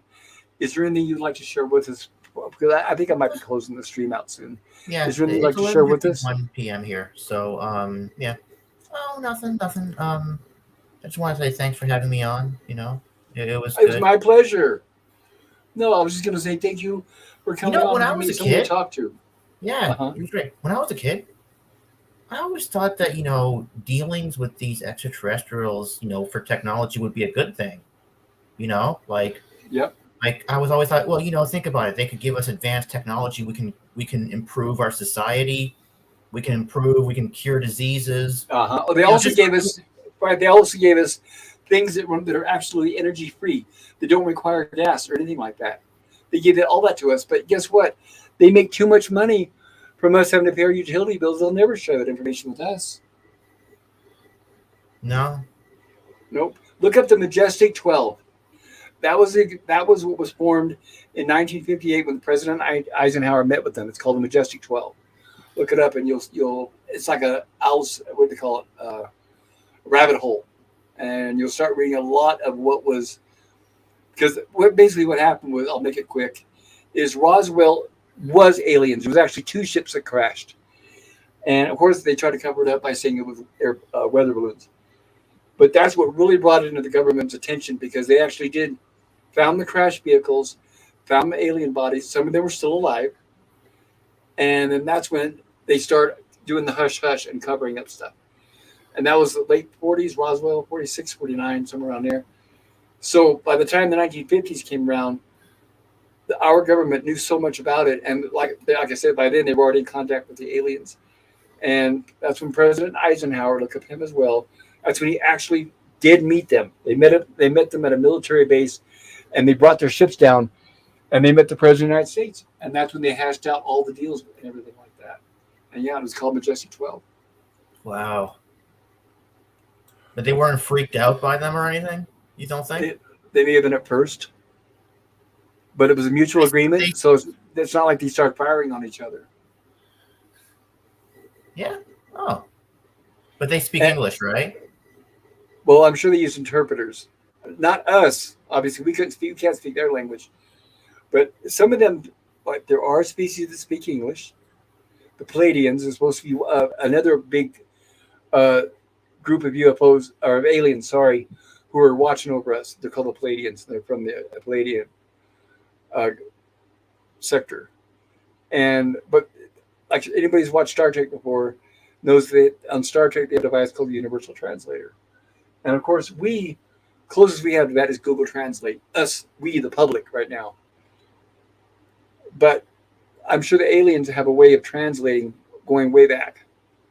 So they were able to communicate. And I'm sure that they communicated using their technology back in the 50s and 60s. And then eventually, I'm sure now our government has much more sophisticated technology than Google Translate. But they're not going to share that with us. Nims of Eden says, it might be my end, Pop. Here's hoping.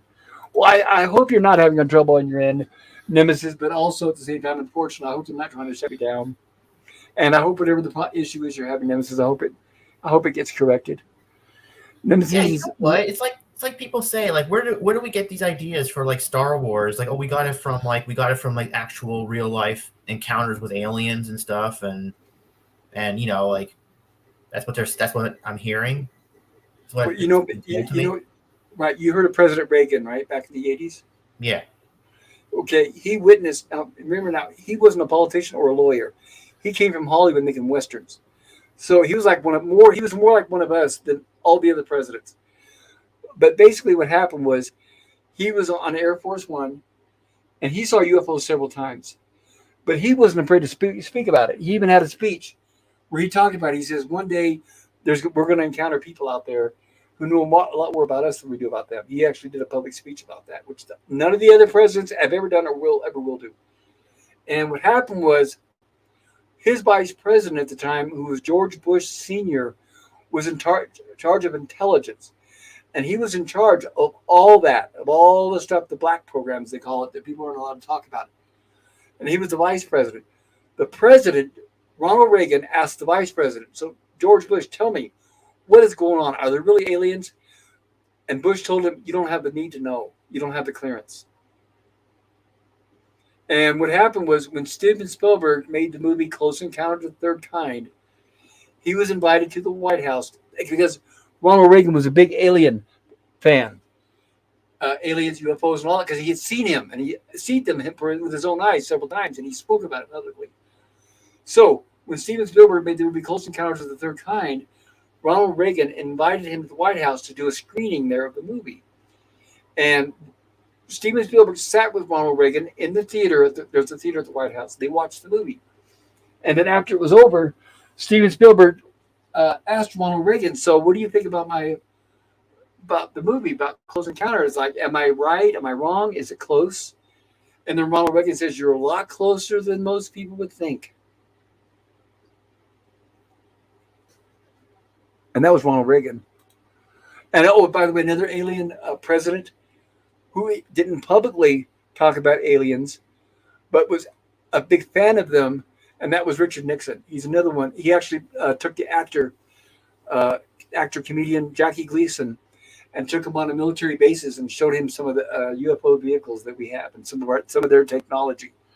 Because Jackie Gleason was also a big UFO fanatic, and he was they were close friends with Richard Nixon. Suzanne Eckstein says, Mikey, why was Daniel hidden? What did I miss? I don't think, Daniel, were you hidden? I don't think so. No. I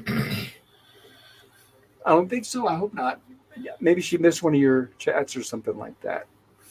No, but as far as I know, nobody on my channel, especially any of my friends, ever get hidden. Sometimes we'll get some bots here or there, or some people that say bad things about other things. Yeah, you know what? A lot of things being kept hidden from the public, right? Like we're talking, like, for example, like you were saying, like they have a cure for cancer, right? They do have a cure for cancer, but they don't want to release it because they're making more money. Yes. Off of giving people, yeah, because it's very simple. Think about this. Just like the common cold and the flu. If they cured it, can you imagine how much money they'll lose if it just goes away and they cure everybody? Think of all the money they'll lose. So that's the whole point. Just like I said, we have engines and ways of making things that don't use gas, petroleum, or anything like that. We have totally energy-free devices. We have machines and technology that create more power than they consume. All of that stuff. But we'll never see it because they're making money off us, paying the bills. Which is sad but true. Suzanne says, Daniel's Hot Topics, hidden by Mikey. Mikey, please unhide Daniel, if that's the case. I hope maybe it was an accident. I've been watching the chat. Because I've been watching the chat. I haven't seen that yet. But when somebody hides somebody, it does show up in the chat usually. And Suzanne says, look in the chat. You will see it. Okay, everybody, take a look in the chat. Scroll up and down and let me know if you can find it. I don't want to get too far off where I'm at because I don't want to lose my place. But yeah, if you guys are in the chat, please try to see if you can find that. But Daniel, type something now in the chat. Let's see if we can see it. Let's see. And Suzanne says, sorry, Daniel, I can't unhide you. Let's see. Let's see if we can see what he puts in.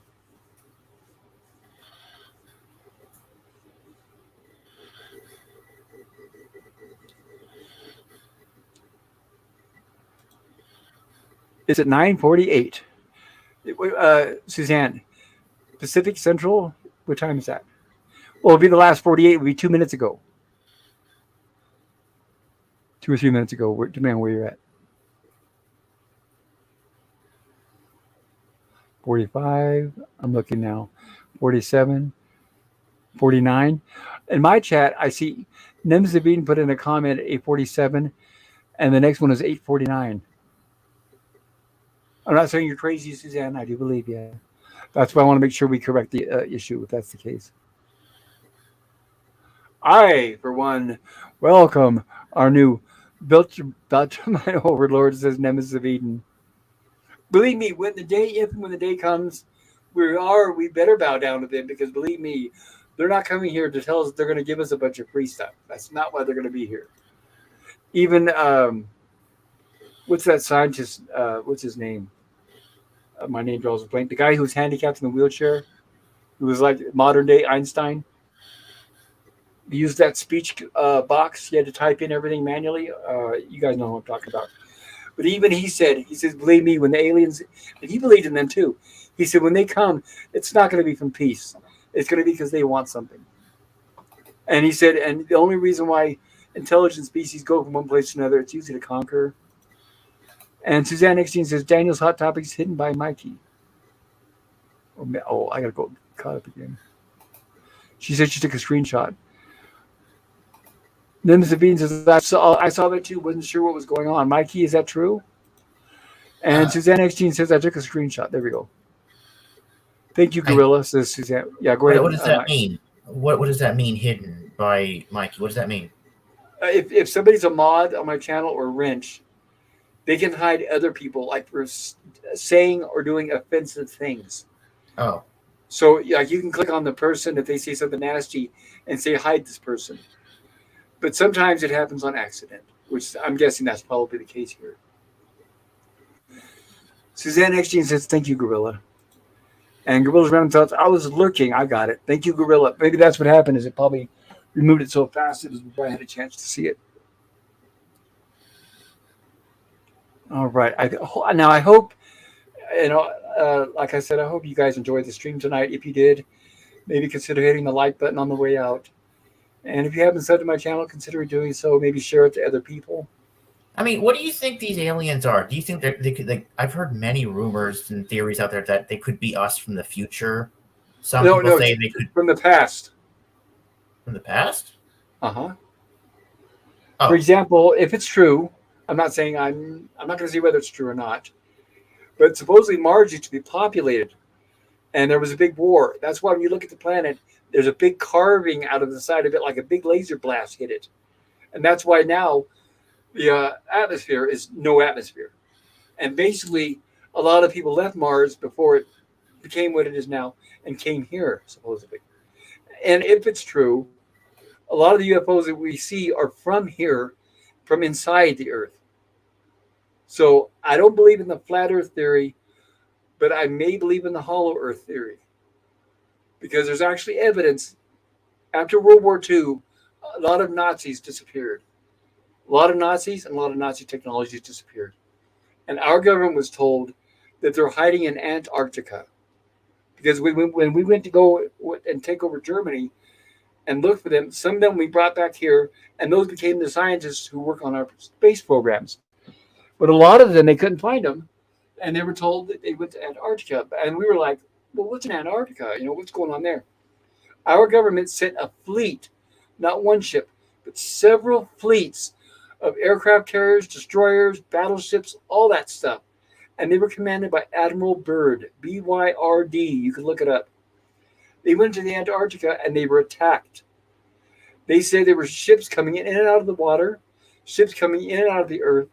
And they said some of those ships had the Nazi emblem on them, the swastika. Anyway, they almost completely devastated our fleet of ships. And Admiral Byrd said that when he got to Antarctica and they flew over Antarctica, that they were flying over it and they got to a point where they entered an area where it was warm and there was grass and trees and it wasn't snow.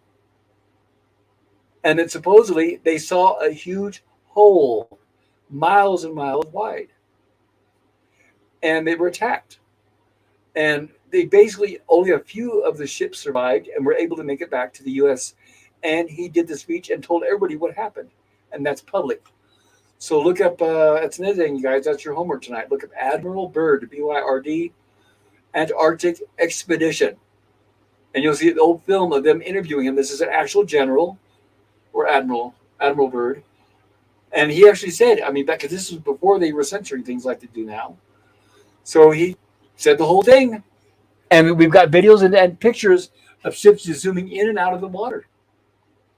And he said some of them had swastikas. Nemesis of Eden says, Gorilla. And Suzanne Eckstein says, Gorilla, unhid Daniel. Yes. Gorilla's my hero for tonight. And hidden messages and user timeouts do not show up on StreamYards. Oh, that explains why I didn't see it. Because I'm not looking at YouTube. Thank you, Gorilla. I always trust Gorilla. He knows more than I do with this stuff. He's been streaming longer than I have. And like I said, I hope I covered everybody's chats. I don't usually intentionally try to ignore anybody. And I give shout outs to everybody here. And I usually, especially if you guys have content on your channels, I'd like to either advertise or shout out for you or let you do it yourself if I don't do it. I got something here. It's right here. It's called the Secret Land Operation High Jump U.S. Navy Antarctic Expedition, 1946. That's it. Admiral Richard Byrd. Yes, right after World War II ended. Yes, that's it. That's what I'm saying. They have photographs and interview film. It's on film, old black and white film of him telling all about it. Nemesis of Eden says, all done. Work now. Oh, congratulations, Nemesis. Drive safe, too. If you have to drive home, be careful. I know it's late there. And Suzanne says, yes, Pop, I would not say something that was, oh, yeah, absolutely, Suzanne. Exactly. That's why I knew when you brought it up, Suzanne, I knew we needed to act on it because I knew it was true. But we haven't heard from Mikey. Maybe he left. I don't know. I want Mikey's opinion on that. But thank you. Yeah, Suzanne, thank you for bringing that up and bringing it to my attention. And Suzanne says, Nemesis, panel up. Nemesis of Eden says, sounds like Pop is wrapping up in the street. Yeah. There's so many different theories on what these aliens could be. Like I said, there's one theory that says that they could be us from the future. I don't know if you believe in time travel. Well, that's just it. I'm not going to totally deny time travel. So it's still possible. They could be us from the future, yes. Or races that are like us from the future. So, yeah, I know a lot of people say, oh, time travel is impossible. Well, here's another little bit of homework for you guys. Look up Operation Looking Glass. And with that, it was our government created a program. Now, supposedly, I don't know if it's true, but we sent some guy back to the 1800s. We didn't. Now, from what I read, we could send someone back in time, and it was also like a mirror. That's what they said. It was like a mirror where we could look back in time, but we didn't have. But it was not able to look into the future or send someone into the future. That's what I heard, and it's called Project Looking Glass. So that's another one. That's why one of these nights I want to do streams strictly on UFOs, UAPs, all that stuff, because I could go on and on and on and on. And I've been saying this before, if I do my homework, I could pull up a lot of the pictures and videos of this stuff and show this while we're talking about it. Like I put up the spiral, the Phoenix lights, all that stuff. I mean, I can find that stuff and put it up on our stream as we're doing a show on that. Yeah, that would be great. I would love to be a part of that. All right, well, let's just say plan on it. We'll do that soon. And we'll do it on one of our rumblings from the lab. So it'll be on another Saturday night like this one. And I'll give everybody a heads up so we know ahead of time. It'll take me a little bit to compile everything. I'm going to get to this new hard drive that I have to get everything copied over. And then once I do that, I'll compile all the pictures and the videos.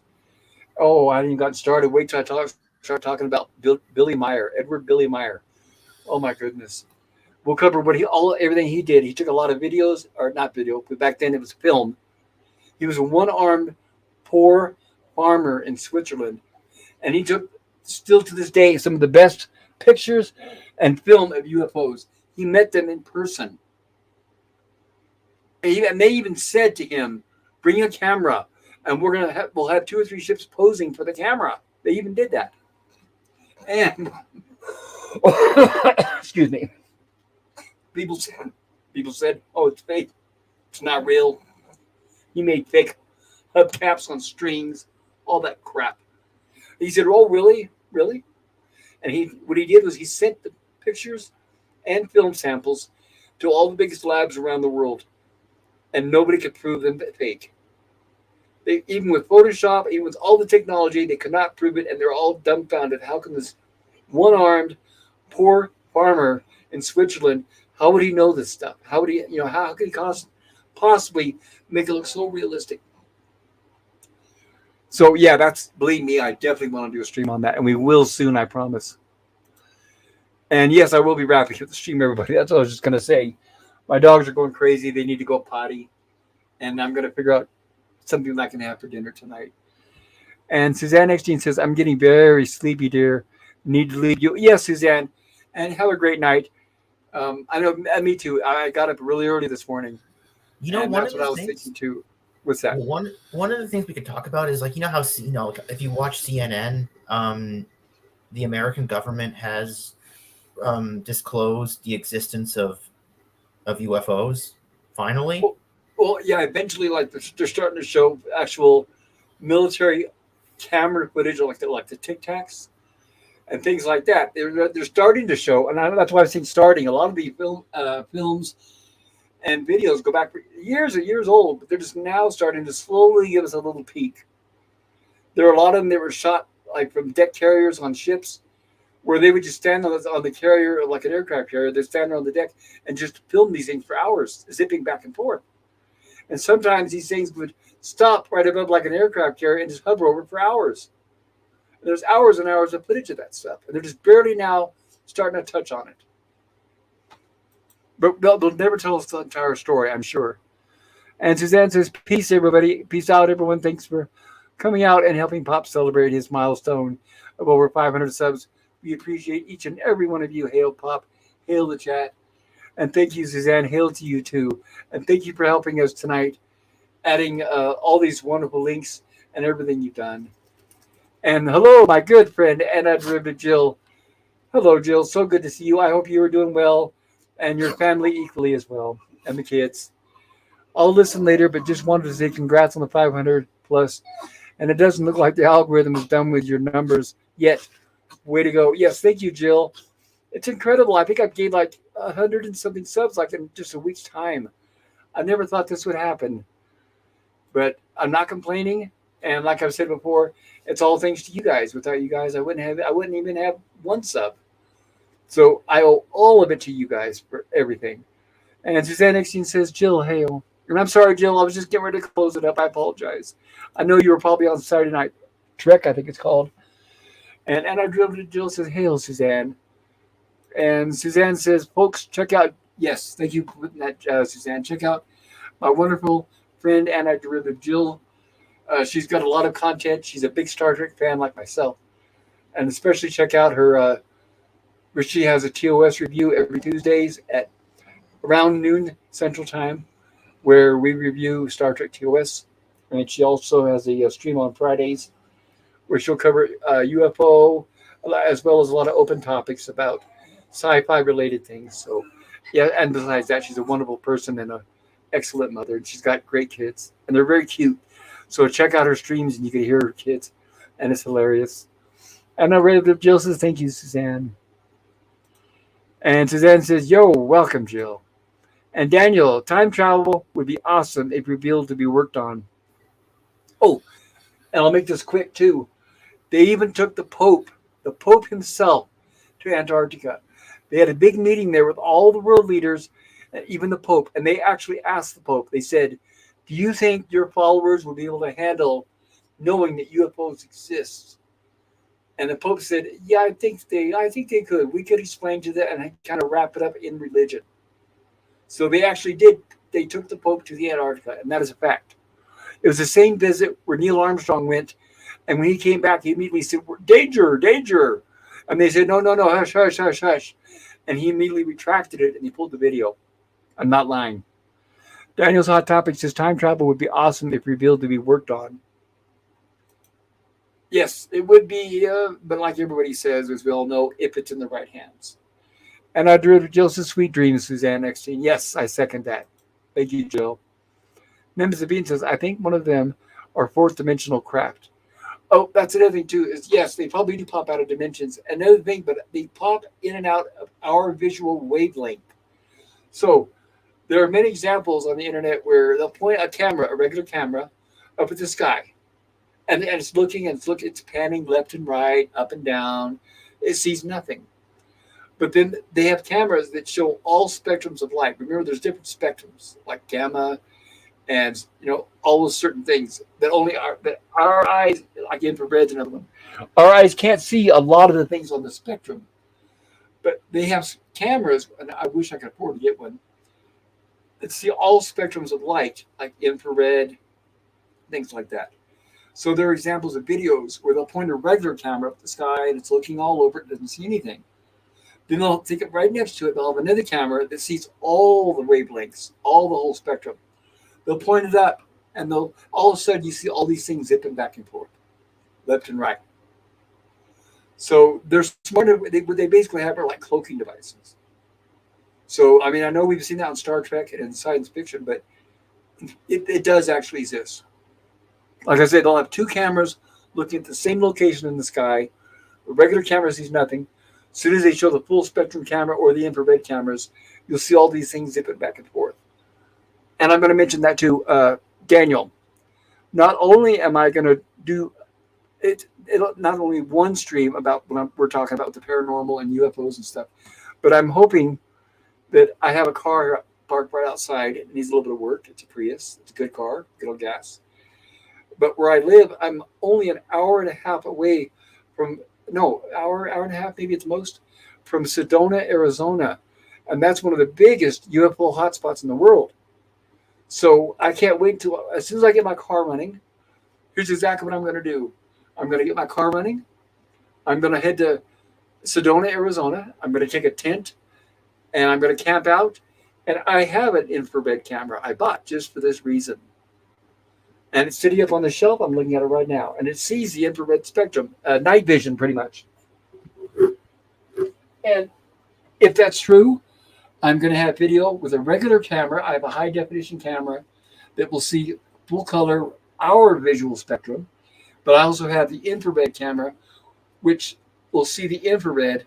And I'm hoping to spot either way between the two UFOs. Because like I said, I'm lucky enough to end up only an hour and a half away from one of the biggest UFO spots in USA.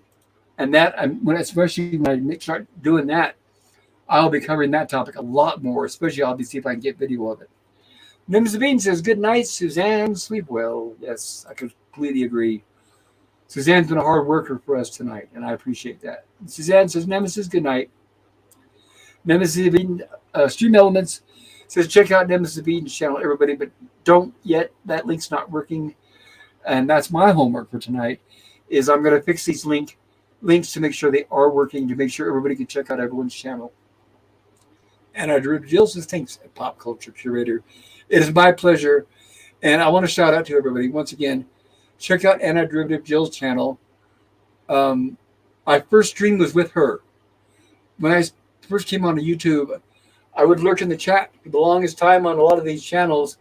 I'd be one of those people you see in the chat. And, I would talk to everybody, say hello, and I made a lot of friends. But Anti-Derivative Jill was my very first time getting on the camera, on mic. I was very nervous. I had a really crappy mic, and I was kind of shy. I didn't know what to say. I think she was kind of the same, but we were kind of thrust in the circumstances, and we did a stream together. She invited me to do a tribute to the wonderful DeForest Kelley, Dr. McCoy from Star Trek. And that was my actual first stream on the air, and I'll always, always appreciate what she did to help me get up there and get started. So I owe her everything, because, I wouldn't, and I mean, I don't like using the word literally, because in California, everything's literally, but I would not be here without her. She's what helped my confidence. She boosted my confidence, gave me a lot of the ideas that I have. And like myself, she's a big Star Trek fan. She knows Star Trek better than I do. I must admit, I'm more knowledgeable with the original series, but Jill knows all the original TNG, Voyager, Enterprise, Deep Space Nine. If you want an expert, she's the one to go to. She's very sweet and very extremely smart and knowledgeable. Nemesis of Eden says, Pop's going to get some crazy UFO footage or get abducted, LOL, or both. Well, guess what? I'll make sure to get a hidden camera on me, that if they abduct me, if they bring me back, maybe I'll have some UFO footage if they don't take the camera away from me. Nemesis Bean says, definitely check out Jill's channel. She does great TOS content. Yes, and does gaming and more. Oh, yeah, forget it. Yes, thank you. She also does gaming. So, yes, there's a wide variety of stuff. That's what I love about all my friends on YouTube is you guys do such a variety of content. You're so entertaining, insightful, and funny. It's just, I mean, well, I don't even watch TV anymore. Right now, I don't even own a television, and I don't even miss it. Seriously. There's not one TV show in the air that I watch. Anything that I watch visually is on YouTube, and it's all my fellow friends. And there's more than enough to watch. And I know I'm not watching something that's sponsored by a bunch of people with a political agenda. So, yeah, best people in the whole world. And shout out to everybody on here. And obviously, shout out to my fellow panelists for tonight, Nemesis Eden, who dropped in for a while. And he's probably driving home at this point. And also shout out to wonderful Daniel's Hot Topics, who is here on the panel with me. And yes, Daniel, I will get together. And like I said, it will be soon, absolutely soon, that I'll do a Rumblings from the Lab.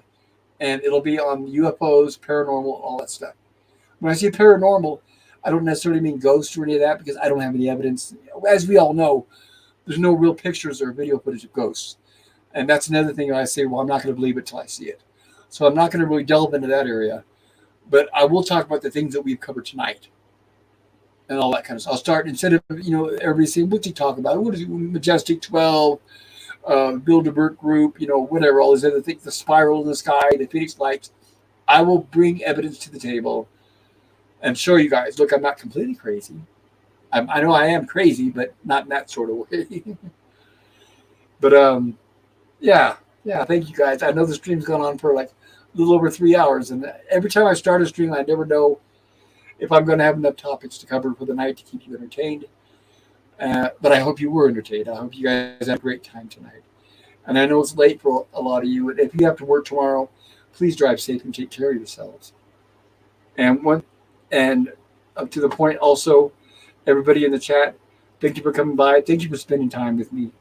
And especially Daniel, like I said, so good to see you. And I hope to see you on Lost in Space on Sunday, because I know you're now experiencing that for the first time. Oh, yeah, definitely. Okay. I love Lost in Space. I know, and I love the robot. I think the robot's my favorite character. Yeah, it's fun. All right. With that, everybody, peace. And like I said, please take care of yourselves. Stay close to your family. You guys are wonderful. And drive safe tomorrow. And I hope everybody's well. Bye-bye.